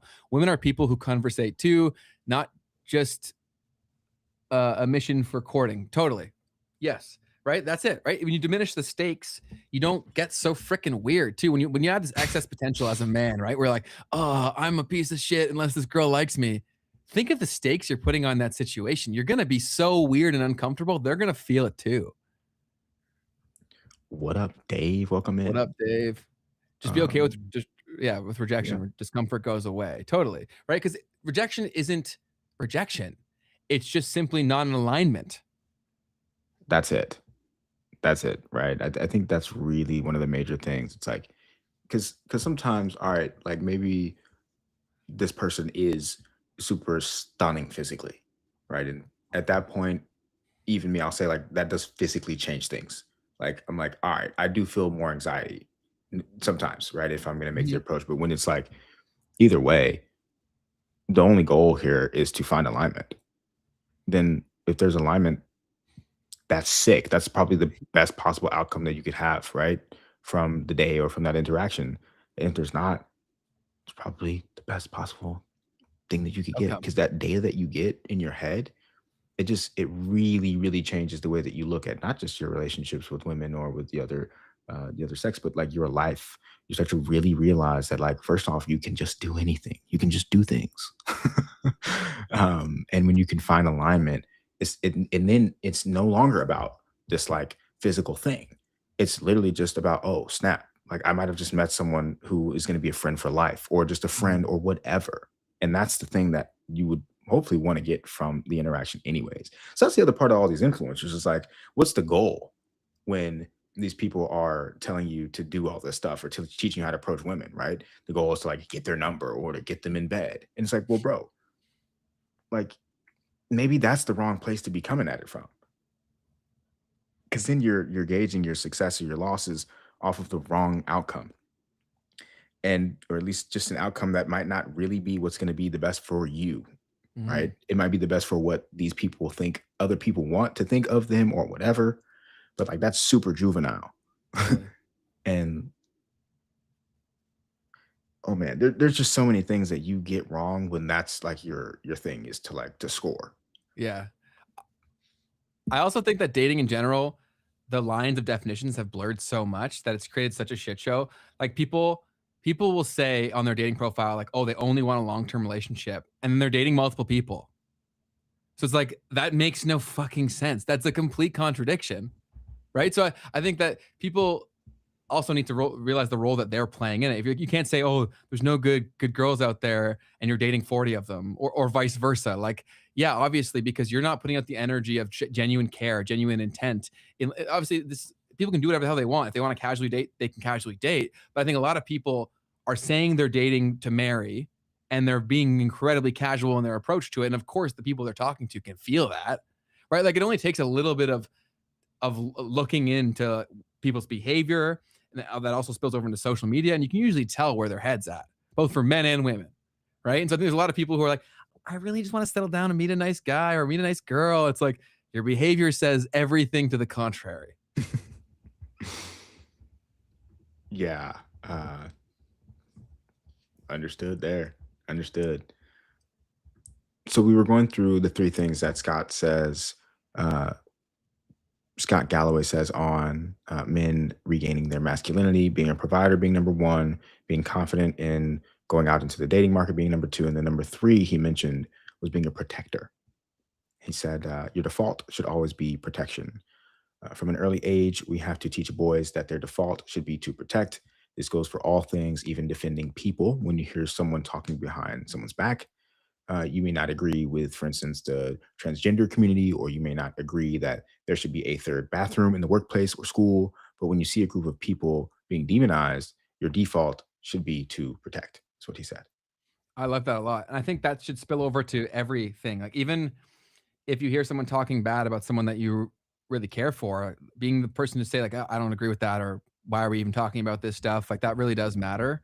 And yeah, I think that if you can spill that over into every bit of every pocket, because most of the time people are angry about shit that doesn't impact them at all. You know what I mean? It's like if you diminished the amount of how much you care, I don't think that people would push it in your face as much either, right? Like they only feel like they have to because you're trying to not let them do anything. Right. So then that creates this, much like you said, the forces they build up and it shoots out. So it's the same sort of thing. But I think, yeah, default protector is going to be amazing because also I think most people are anxious because they don't feel like they have protection of like their neighbor anymore or their friend even. When everyone's a fair weather friend or you don't even know your neighbors, you do feel like you're completely alone. That's true. That's a really good point for sure. And it goes back to why people are all in this seeking of confirmation and stuff in their online interactions. Just trying to end that feeling of being exposed in Mm, that way. totally. Joseph here says, this is beautiful. I've been married for 16 years. There are a lot of things more important than just having sex to a long-term relationship. 110%. And now, since we're purely judging things off of like visual or criteria of things associated with that when dating and picking even who we talk to in the first place from a dating app or social media, obviously the outcomes are going to be bad because the things that you're putting the most significance on have like the least correlation to positive outcomes. Right? Like I guarantee there's not a strong connection to like purely physical attraction and like good relationship outcomes. Love it, man. Spot on. What do you got next for me? Mm, He goes on somewhere. He out there says, Scott Galloway says, a man, hmm, Scott Galloway says, a main point is that the wellness community has done damage to men's mental health as well.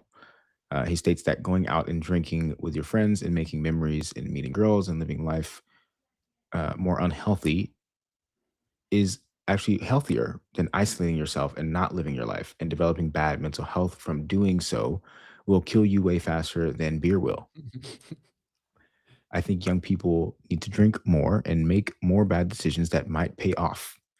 He says that we have been celebrating femininity too much, that we've almost accidentally made it bad to be masculine when we should just be celebrating both. Both. Yeah, I think that's important.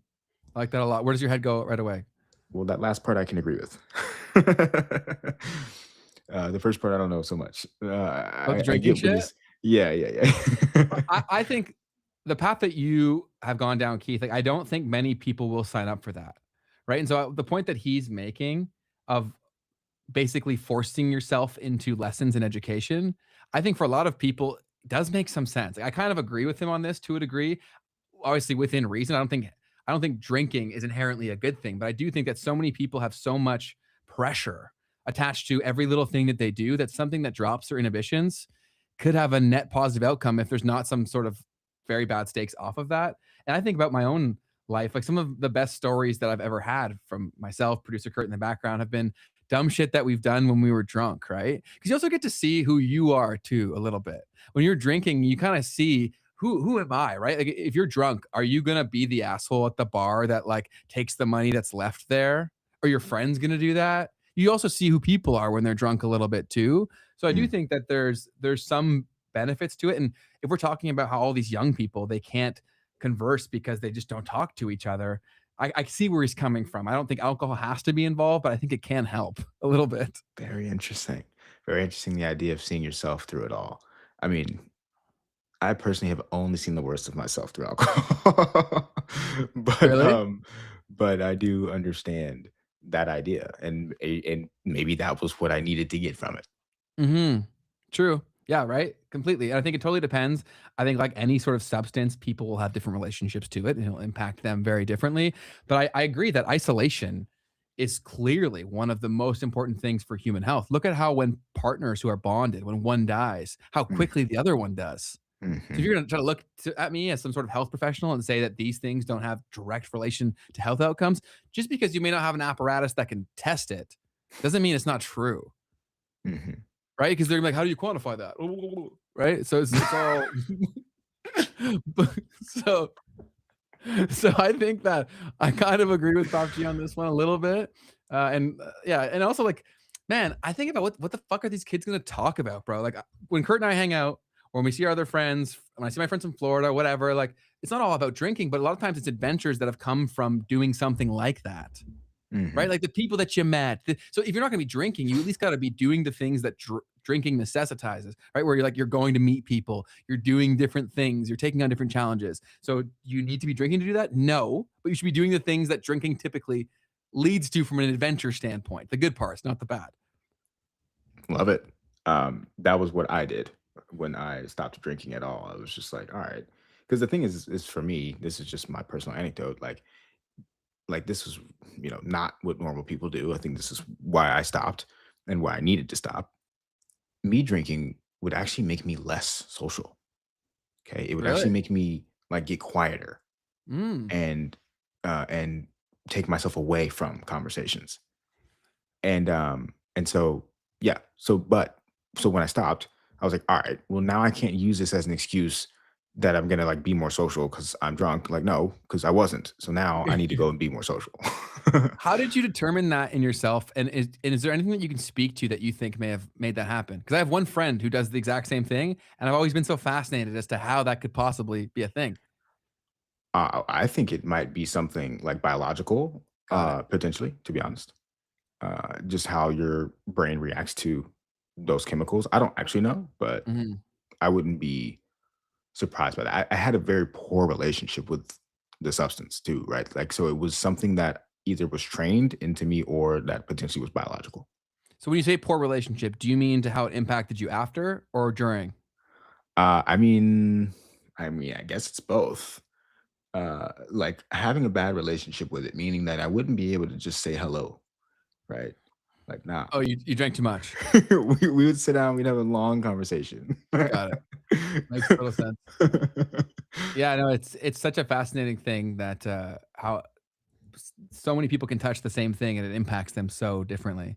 And I think that's also a big lesson to take away from anything we talk about is that things are individualized, right? So that's also another thing that we have to the nuance of this subject is that I don't think anything for the most part is inherently just pure evil, right? For some people, it may be more or less of that thing depending on how they are and how they react to things. Like we were talking before we got on, producer Kurt and I, we don't really have a super, super addictive personality. So we used to gamble on sports and stuff. But now that we see our friends that do have addictive personalities do it, like we don't want to touch it anymore because we don't want to push it forward. Right? So it's a I think being aware of who you are or even deciding to change those things, because I think a lot of people who have an addictive personality, it's something that they could probably work on, but you first have to say, "I have this," to then make the changes in behavior. For sure. 100%. Yeah. No, that's a great point. I mean, everybody's different. So, yeah, never is it just the answer to do one thing in one way. Everyone's when people ask me like, "Oh, you don't drink or you stop drinking," or da, da, da. And I'm like, "Yeah, so." Like it's just a decision that I made for me. It wasn't really like something that I think is right for anyone. Totally. Yeah, Yeah, and either way, if you if anybody that much like when we said the dating thing, where if you go try to introduce yourself to a girl and she's a huge a-hole, then you probably don't wanna be with her anyways. If your friend is, like, genuinely being super weird with you because you gave up drinking because it was better for you, it's probably not your friend, yeah, for sure.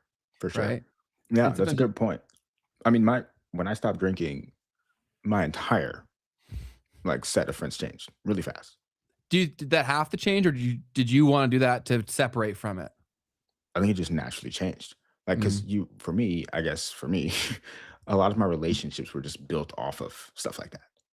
And so when that's not the underlying thing anymore, it's like, well, we don't have that much in common. Um, Are they all yeah, still doing the same thing, or have they changed as well? most of them are doing the same thing. Got it. Okay. Then that makes total sense then.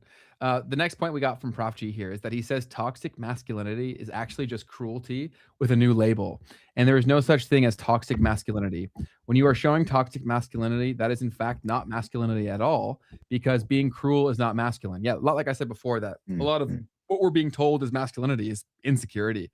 He says that far right, like the Andrew Tates and stuff, coinciding masculinity with cruelty is very detrimental, and says that those types of red pill things are the most anti-masculine things you can do. I agree with a lot of that. And unfortunately, like the point that I'll build on from the last point that I said was that I said that call her daddy was one of the worst things to happen to dating, because call her daddy created Tate. Mm, And mm. like that whole thing, right? And I don't have a problem like with anyone, whatever. Everyone can have their own opinion with every person out there, but I don't think Tate would become as relevant if that didn't come first. That the timing of things really perfectly fed into the mass growth of it all. Very interesting. Um, yeah, I still have zero insight on that whole phenomenon. I only see the response from it, which was the Tate thing. Mhm. What are you looking for? I just see this comment here. I'm trying to see if it's something that we should touch on. Um, XRP Hamster, I'm a father of three boys, and when I went to prison, it messed up my giving them things they needed growing up. I have trouble knowing what to say to them and wondering what kind of impact that had on them. Well, thank you for sharing. Uh, Mhm. it's definitely a very tough situation. You can't go back in time, right? And so I think what I would say is my 2 cents, and I'm not a licensed psychologist, but I would say don't assume anything, right? Go from a place of exploration, letting them tell you what it means. Because as someone who was a kid where there was multiple kids in the family, I saw that parents always tried to parent the same way for each kid, and I think that's a recipe for disaster. So I wouldn't assume what anything meant to the kid. I would try to find out what it meant to them, so then you can give them the appropriate treatment or responses or care or whatever. Wow, that was super powerful. I would have never thought about that because I mostly grew up single child. But if you, yeah, you would need to parent them all different. They're all going to be different people. Mhm. That's super powerful and super important. Yeah, Yeah, I grew up around a lot of kids. I grew up in 5 if you combine the households, and I was right smack in the middle. So, I was the 3rd of the 5 when you include all the stepkids and everything like that. So, yeah, I definitely saw that that's where a lot of things came negatively with the parent-child relationship, was a lot of assumptions being made. And you know what they say about assuming. yeah. I Uh, mean, there's a whole book, The Four Agreements. Um, very good book. First one in there, I'm pretty sure, is don't make assumptions. totally. You got something?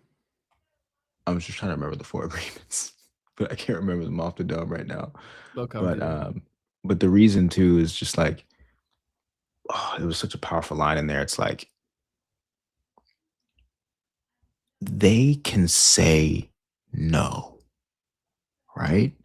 But if you don't ask, right, the question, then you have every right to ask, is what it says Mhm. basically, and they have every right to not answer.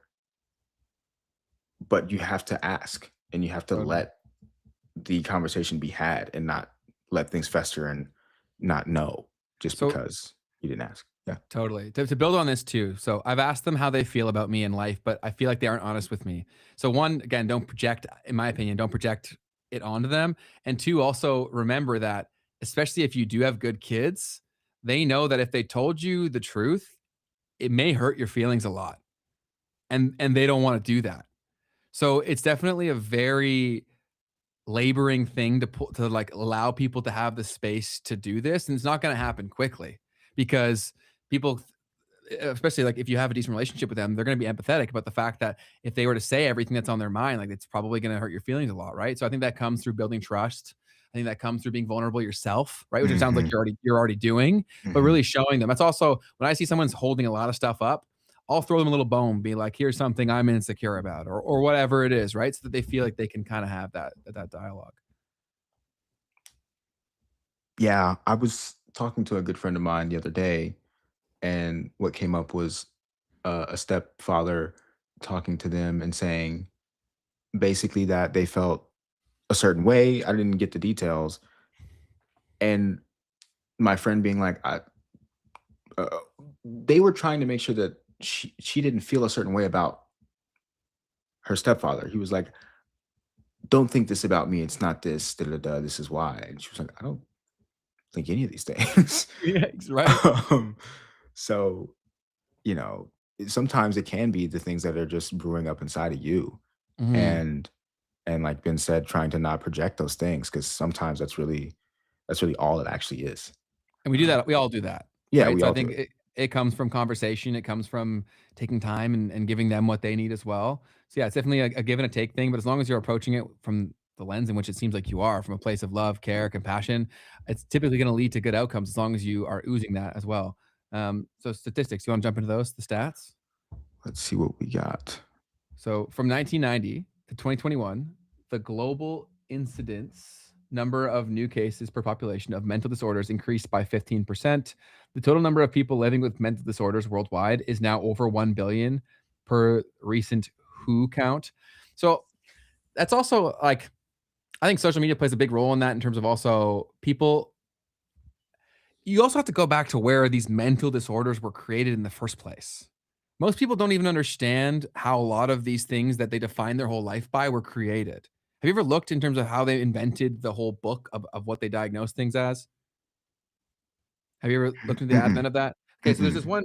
So again, I don't, I'm not an expert. So fact check everything I'm going to say, but these all had to start from a certain place, right? And a lot of them, these criterias of what a mental illness was done by like 12 or 15 people, psychiatrists, that the criteria was, have you seen this enough in your practice? What the hell does Mm, that mean? Right? And then mm. how easy is it to corrupt that? If say I'm a pharmaceutical company and I come to you and I say, "You've seen this enough in your practice, haven't you? I have a solution right here, and I'll give you a kickback on everything that you do." Right? So, of course, mental health problems are real, but I also have to remember that it's attached to one of the largest industries of all time, and there was very few people involved in the creation of a lot of these disorders that people use to identify every problem they have. So, yes, that's also a real thing because of real things, but there's also like I think there's a lot of numbers are there that shouldn't be there, but it's very profitable that they are. When you said that one of the biggest industries in the world, what was that? Pharmaceutical. Yeah, just wanted to hear you Yeah. say that because Okay. that's really important, very powerful. Yes.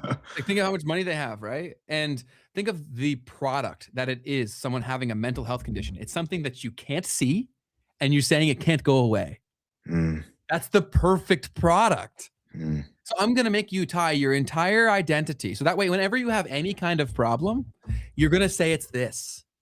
And I now mhm. have a product where you're gonna pay me every day or every month. Subscription. That's the perfect where I get to Oof, pick the price of these things. Are you kidding me? That's the perfect product. dang. In America, Um, you guys are brutal for this, dude. So many Americans are on prescription drugs, man. It's crazy. It's so normalized in your culture. Also, guys, every movie that you guys watch, think they mention drugs by their name oof. all the time. They're trying to normalize the behavior. Every movie that you guys watch, every movie in Okay, Hollywood, bro. that's crazy. I definitely have a very major conspiracy around like product placement in music and I guess movies as well. Like certain things that we don't think would be paid for. Like I think of like luxury stuff. Like in the rap industry. Um, uh, all these cars and the clothes. It's like I don't think that that's like just raw what they do. I think that's advertising. That's propaganda. But I'd never thought about drugs being mentioned by their name in movies You'll before. see it everywhere now, Keith. Whoa. You'll see it everywhere, and they normalize the behavior. They also did that with alcohol too. How did they create? They created the associative connection to when I drink booze, right? So they put in front of your screen that this is going to happen in your life. You can't avoid this experience. This is how you deal with it. You drink alcohol. Right. And they also do that with the prescription drugs of all kind. Because if they normalize the behavior, then it's just something that we do. Someone said guns and drugs as well. Yeah. Oh, all of it, man. So when you think about that in the rap industry too, right? Totally drugs and guns. Uh Yeah, it's mentioned in every freaking song. It's like celebrated. yeah, yeah. And oof. Yeah, so uh sorry, just You're taking good. that in there. So now to move on from this, unless you guys have any points, always keep spamming the chat. We'd love to hear your points. Some awesome ones here. It should also be noted that women self-harm more than men do. This is important to mention, but men take their lives more than women do. And I think there's so many things that go into that. I think it's kind of our natural thing where we're a little more extreme, so that kind of makes sense as well. And then hopefully women are getting support that they need, which also leads to better outcomes where they don't fully go through with it. Um, but suggests that women are less likely to reach a breaking point because they are more likely to talk to people. I hope that's true about their problems, whereas men bottle it all up. And you typically don't find out that a man had a problem until you find the note, Mm, right? Which is the worst thing, which is also what like one thing that I really, really want to change, man, is that you can talk before. You know what I mean? Like everyone out there, I don't care if you think you're the biggest loser on the planet, you matter, right? And you don't get told that because we're told what mattering means. You also have mhm. to remember that that belief system makes a few people money. You don't have to prescribe to that, right? When you decide your own moral compass in terms of the things that you value, like what do you value in a person? And I bet you if you were to really think about who you actually value as a person, if I was to sit with you and be like, what do you love about a person? It wouldn't be about Tate. It wouldn't be about Kim K. It'd be about your grandma or someone that you love. And the things that you'd say about them is their kindness, they're empathetic, they care about me, they make me feel seen, right? That's what matters. Very true, man. Spot on. I saw Shayla said even television, there are commercials for prescriptions very often while they are listing off all the side effects. They are playing Popular music. popular music to distract you. Bro, it's crazy. It's crazy. And most of these problems they're creating these drugs for, and I saw this happen firsthand where I love studying people. And I'm very fortunate where I get to see the Canadian influence and I get to see you guys, right? You have to remember Mhm, that our, the fact that our big pharma is like far less of a thing because we have regulated healthcare, right? So the prices are a lot more fixed for the most part. mhm, Like it's still a sham. It's still tons of BS that comes with that. But you guys are far better consumers of these products in general. So it gets pushed a different way to you. And I found that there were so many Americans that are on multiple prescription drugs, and it's so normal, mm. like so normal, man. And I was just shocked as I had more and more American friends and was spending more time there. It was quite shocking to see how different this is approached. And then when you go down to the advent of like why Hollywood was created in the first place, like it took money to do that. Who had the money to do that? Why would they want to do things? If something costs an absurd amount of money, it's almost never being done for the return on the actual money. So you need to understand, like the most powerful people, they don't ever do anything because they're guaranteed to get a return because they don't actually care, right? So they factor in other things that if this doesn't become a monetary success, it's still a win.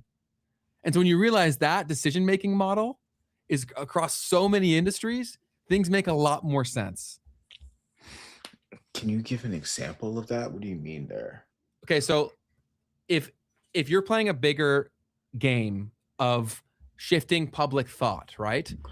If I can't get people to want to give their money and time and like make this really popular where I actually make money off of just them buying tickets to watch this, I need to make sneezers out of the ones that did, right? So that way I'm diminishing risk across the board.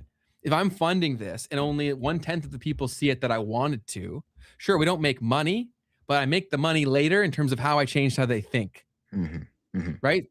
So that's being Gotcha. worked into these conversations all the time, these decisions. Love it, man. One thing I had to say, just Oh, for the record, is to bring back up that you said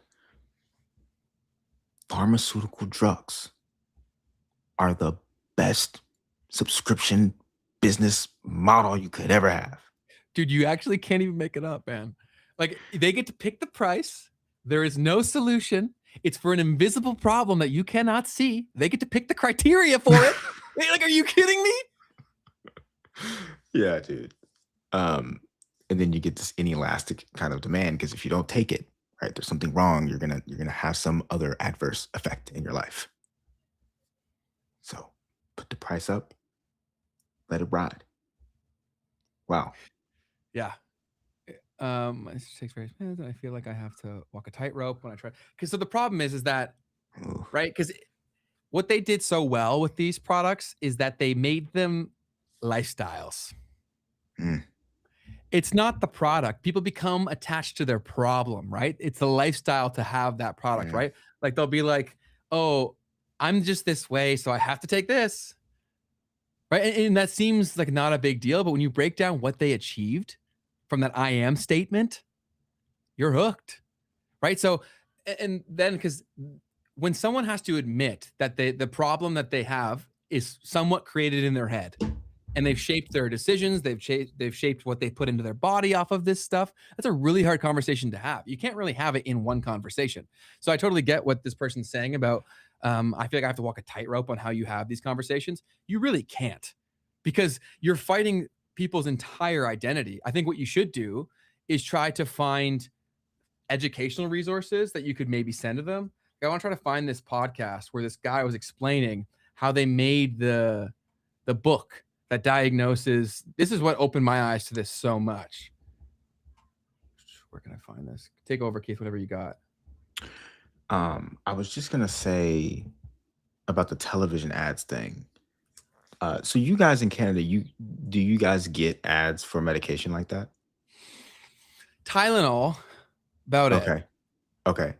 Yeah, because And I mhm. and sorry to cut you off. And we also have this like one pouch company that makes like tobacco pouches that it's got to be tied to the government or some shit, because they blocked every other brand and now only this brand is chill. Like, it's bullshit. Word, word. I was gonna say because I know it's not legal in other countries. Um, a lot of other countries, it's not legal to put any sort of medication in an ad on TV. Uh, so it's just another one of those things that for sure in America specifically, I think like throughout Europe even like that's just not a thing. But in the U.S., very possible, very normal. As someone said, it's like always there. If you're watching a major TV program, you're gonna see the ads. Can't escape it. Yeah, and if you're But seeing these companies run TV ads, by the way, like they got they're coin. making so much money. They are Yeah. printing. Oh, and back to what you were saying, Ben, about like the idea of like, uh, so all right, in business, in marketing, you have what's called the lifetime value of a customer. Basically, how much is this person going to spend over their entire life? Okay. And so if you have a customer that will one time come back and spend every single month for 50 years, then you can pay up to, let's say, 49 years and 11 months worth of product uh, to acquire that customer, right? So you might not necessarily pay that much, but if I know you're going to pay me 50 times, I'm willing to pay 49 times worth of payments for you to become a customer because I know I'll make that money back. So back to what you were saying, Ben, about like that long-term game of, well, now I can actually like play a different game where I don't have to win up front, but instead I can change your mind. And then 5 years later, when you realize, oh, because I saw this ad 5 years ago that told me that if this happens and there's something wrong with me, then now all of a sudden I'm going to pay this person for the rest of my life to fix that problem. Just as an example of how that could play out over time. That's also why all this stuff is so crazy and so connected, because when you live in a, how can I say this appropriately? When you live in a world where you're told it's a free market, the most important vehicles are those of trust or gatekeeping, right? Because think of all the implied things of like, why do you think universities are such a big deal? And why being a prestigious university is such a big deal? It's the implied association to the people and the things that are built there, right? Because when it becomes a trump card for why you can't argue something because it was made from a certain school, you just won. You won everything, right? How do you fight that? So I found I found the video that I'm referring to. I've watched this like 2 or 3 times. I strongly recommend you guys watching this. It's called Psychiatry and Big Pharma Exposed, Dr. James Davies. So definitely recommend giving this a watch. It's an hour and 47 minutes, but what is more important than this? I don't really know. So go ahead and give it a watch. I think that you'll enjoy it. Hmm, very nice. Do we want to keep going down the list? Yeah, go for it. Let's see. I'm actually not sure where we were. I think we're here. We're how to get out of Okay. depression. So I think this is a very important one too, right? Where a lot of guys are at the point where they've given up and they're in a state of depression, whether they call it that or not. So how do you dig your way out of that? That one's way above my pay grade. So yeah, so this is also I think it starts with a sense of community, feeling like you have some sort of sense of purpose. We've talked this a bunch where I think you should be building something, whatever you're passionate about. It doesn't even really need to be making money. I think men need like idle hands. What's the saying? Idle hands are dangerous hands or something. I just butchered that. But basically, like if a man doesn't have something constructive to work on, he usually becomes destructive to himself and society. Right. And so I also don't think you need to attach it to making a ton of money, but they said, oh, like men shouldn't have not all people should have podcasts. I don't agree with that. Hmm. I think that all men should have a podcast as long as it's positive and constructive. Why are you not having something where you are forced to talk to people every day or every week? That's an Wow. amazing thing, right? And even if no one watches it, that's fine. I started my show and I was like, I'm gonna make episode after episode. I don't even give a shit if anyone watches it. And I got so many amazing things from that. So I think that's one thing. I think also being the person that puts themselves out there is really, really important. Idle mind is the devil's playground. There you go. That's it. I think that's Fire.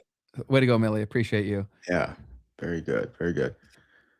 On Um, the that's a Go ahead. cool thought. Sorry. Every person just having a podcast. I mean, maybe that's the form through which people get to communicate. Um, and dude, if people want to listen, that's sick. They pull up, you know? Yeah. If they don't, who cares? Yeah. Yeah.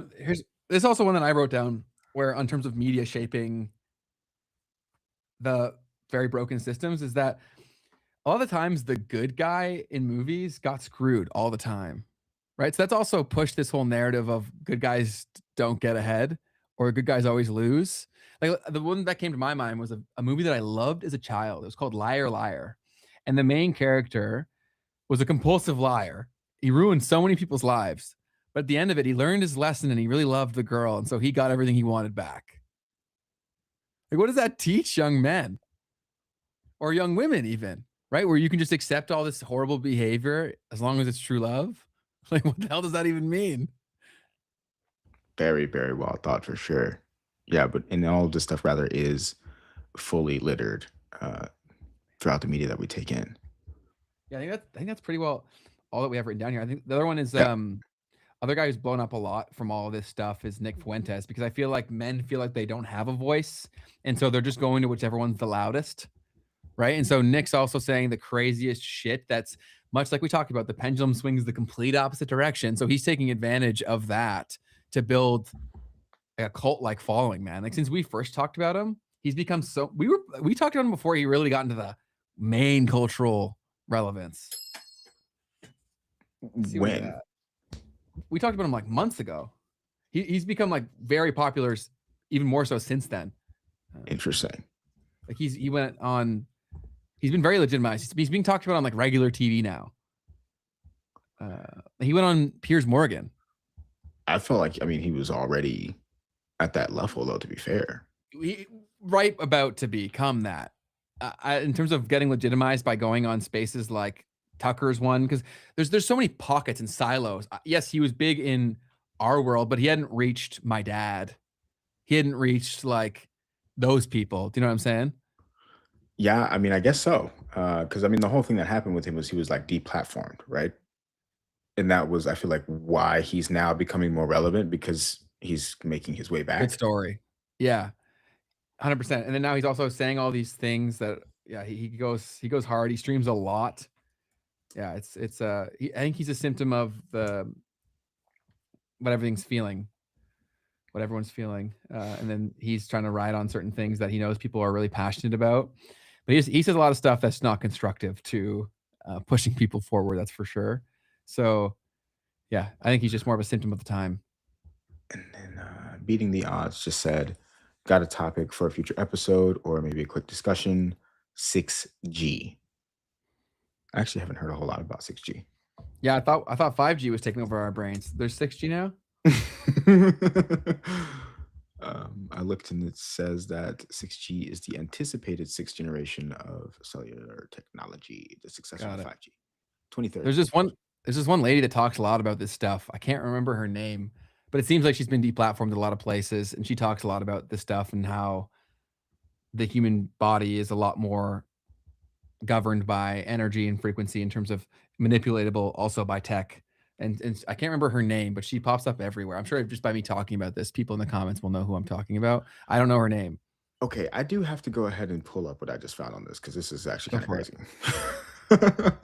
So this is from Ericsson, which is like the number one, like, I don't even know, like technology, physical infrastructure providers in the world. And the first line that I see under 6G Explained says, future 6G networks will bridge physical things, people, and activities to a fully cyber physical world where the digital and physical worlds will, as we know them today, have merged. It's like, That's okay, cool. horrifying. Very, very nice. Very nicely said. Very well put. It just reminds me immediately of the language that's used in the World Economic Forum's discussion on the great, no, no, the the fourth industrial revolution. Right. Mm, Yeah. Um, that's what they talk about. They talk about the biological, physical, and digital worlds being meshed. Uh, so I guess that's one thing that's missing here is that biological piece. But I'm sure if we keep reading, we'll find some stuff about that as well. yeah, we could definitely do an episode on that if there's enough to discuss. Yeah, super, super cool. Yeah, the whole transhumanism thing is also tightly connected to all this. Yes. Um, so yeah, I'll look into this. This sounds like something that is definitely worth discussing. And thank you for that suggestion, Beating the Odds. Yeah, it all this tech stuff is just pushing us farther and farther away from being human, and it's all tightly connected to money being God, Mm, right? Because like a lot of these things are only possible under that system where that is where the values are set. Because a lot of these things would be obvious. No, let's not proceed like this. Do you know what I mean? But we're so cracked out of our mind. that's a fact. That's a fact. Um, Shall I talk a little bit of news? Yeah, let's move into the news, and if anyone has anything in the chat, feel free to talk. Yeah, bring up all your stuff in the chat now because we're about to start talking news and memes. So honestly, the only real news that I have today is the fact that the price of oil has fallen to $55 a barrel, which is now the lowest level since February 2021. Um, so that's pretty low. Um, it's continued to just get suppressed and suppressed and suppressed. I don't have a whole lot of the details around like what's been happening in the oil markets, but in the United States for sure, there's been this push toward producing more oil. And I'd have to really look at the OPEC, the oil producing economic. Wow, I forget what it's actually called. Cartel, I think is what it's called.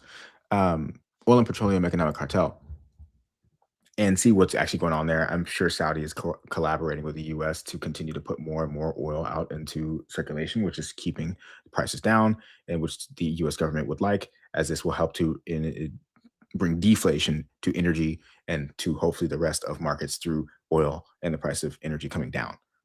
But um, so far, I mean, it's definitely impacting the price of oil, but I don't know that that's really reaching the rest of consumer prices at the moment, to be fair. It's so funny though how like I know it's kind of like a meme, but with certain people, when you ask if they like certain politicians, the first thing they mention is the oil price. It's like it's crazy. Like, it is that impactful. That is actually kind of wild. Like growing up, like '08 times, like that was always the thing that people talk about. Like, oh, the price of gas and the price of oil. Yeah, It's it's like, do like you even know like how that works at all? Like, probably not. But no. that's still the number one thing that everyone will talk about is well, gas was way down back when Bush was in office. It's something we see every day, right? It's in fluorescent lights. Whenever we Yeah. go anywhere, we're reminded of this price, right? So it's kind of like an anchoring in time and monetary policy.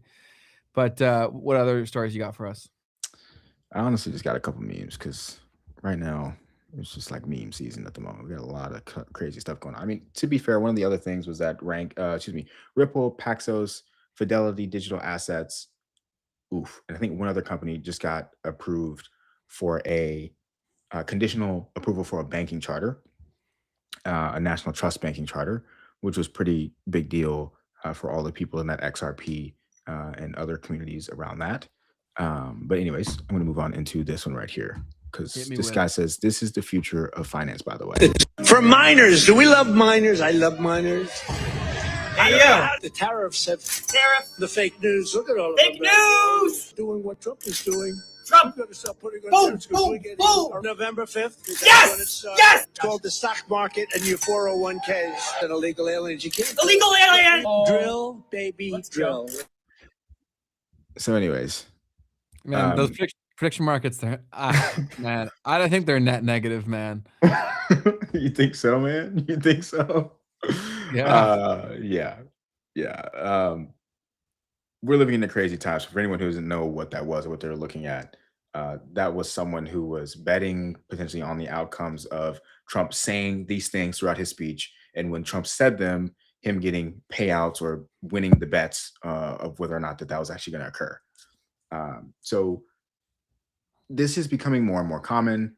That's why this guy said this is the future of finance, by the way. And imagine, right, that we get to a world where things get a little bit darker than that. We've talked about this a little bit in the past, but without having some really strong regulations around these prediction markets, you could end up finding, first off, maybe not on poly market or on Calgy, but you have a black market or the secondary markets that end up forming, where once that behavior is built up and people are cool with doing this, then you can start to have that secondary or black market where you have really evil things that are being predicted upon and then acted upon for the benefit of the person who's not betting or predicting on that thing. Mm-hmm. So just want to put that out there that if we don't like keep a close eye on that and this behavior just becomes normalized, then the way that that could get taken could be really, really ugly. Oh, it can get so bad so quickly. Even the guy who owns Coinbase on their, I think it was investor call, he had seen that there was a prediction market for him saying certain things or a certain thing an amount of times. So right before ending the call, he did the thing to make it hit. That's actually crazy, though. That's crazy. So we got all the way to the end, and then he's like, that. Yo, that's crazy. We live in a world where these prediction markets, right, are impacting the Shaping real reality. world. All right, y'all, don't stop playing around because this is where we're headed. I thought this one was pretty good. This guy said, you've got a Google rewind. Here's your incognito mode rewind. Let's take a look at what you got up to when you thought no one was watching.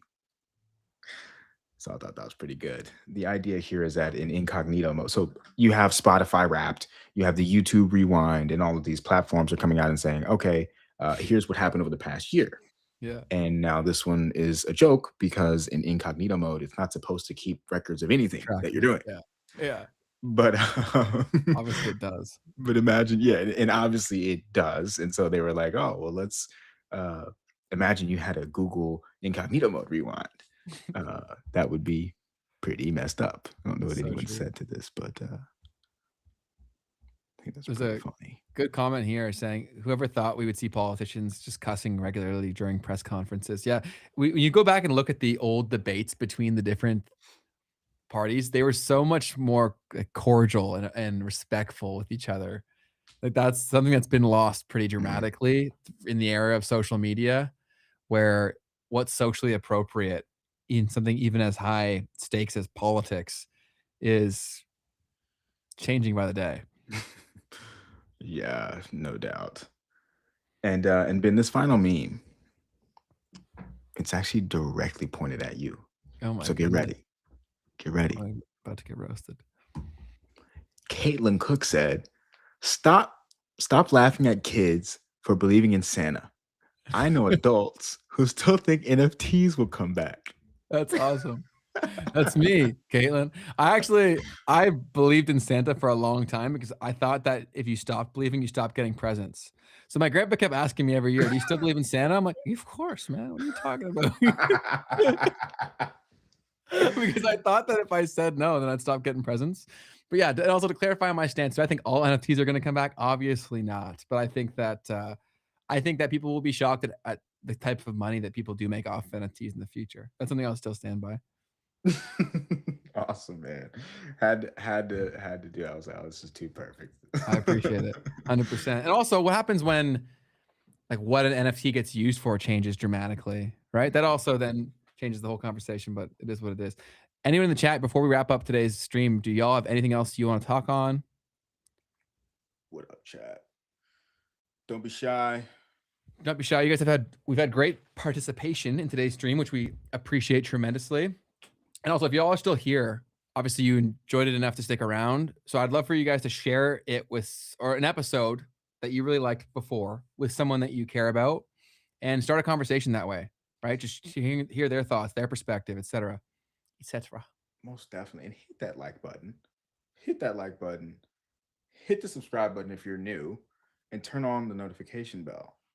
Click the noties, bro. I think we should shoot for 10K subs by the end of Jan, I think that's doable. I think that's super doable, but only with your help. Yes. Yes. All right, mate. Well, I got nothing else then. Do you want to wrap it up? I think we go ahead and wrap it up. Shout out to all the people that are new here. I have seen quite a few new people said that you came in from the my main channel. And yeah, just wanted to, I can't wait for this to be the main channel. It's gonna be funny. But anyways, yeah, thanks for coming through. And your channel's super excited to have you. And we're gonna have we're gonna talk about all different kinds of stuff, just so you know. So like, yes, this was more social. We'll talk about the blockchain stuff. I know Mr. 589 Chicken. We will talk about 589 and things of that nature. So for all my 589 people, y'all know what that means. And yeah, so keep coming through and we will continue to have conversations and we're gonna love it. So if you do too, then let us know. Yeah, your channel's on a tear. Keith's been crushing it and he's going to continue to do that. And yeah, man, you're absolutely crushing it. So shout out to you. You've been seeing some crazy growth as of last like what, Week. 10 days? Yeah. Yeah, it's been awesome. Shout out to all the new people coming through for real. I super excited to see that again. It's been a while since we've had that kind of growth and happy to be a part of your YouTube journey. Hell yeah. Awesome. Well, congrats to you, Keith. You deserve it. Definitely, if you have not subscribed to Keith D's main channel, go do that as well. And he'll be posting almost daily there. So he's putting in a shitload of work. So make sure that you reward that work and you also reward yourself by watching it. I appreciate you saying the almost every day because I have no idea if I can really sustain this. No, and you probably can't. So I wouldn't set that expectation. But I think like most days is still really, really amazing, right? Yeah, for sure. For sure. It's fun. Awesome. Right, well, we appreciate all y'all for tuning in. We will be live again tomorrow and Thursday. We have an awesome guest on Thursday, so make sure that you tune in for that. And we will see all of you guys tomorrow. Yeah. Peace. Peace. Is it playing? There we go. The outro should now be playing. Feel free to pull us off whenever. There we go.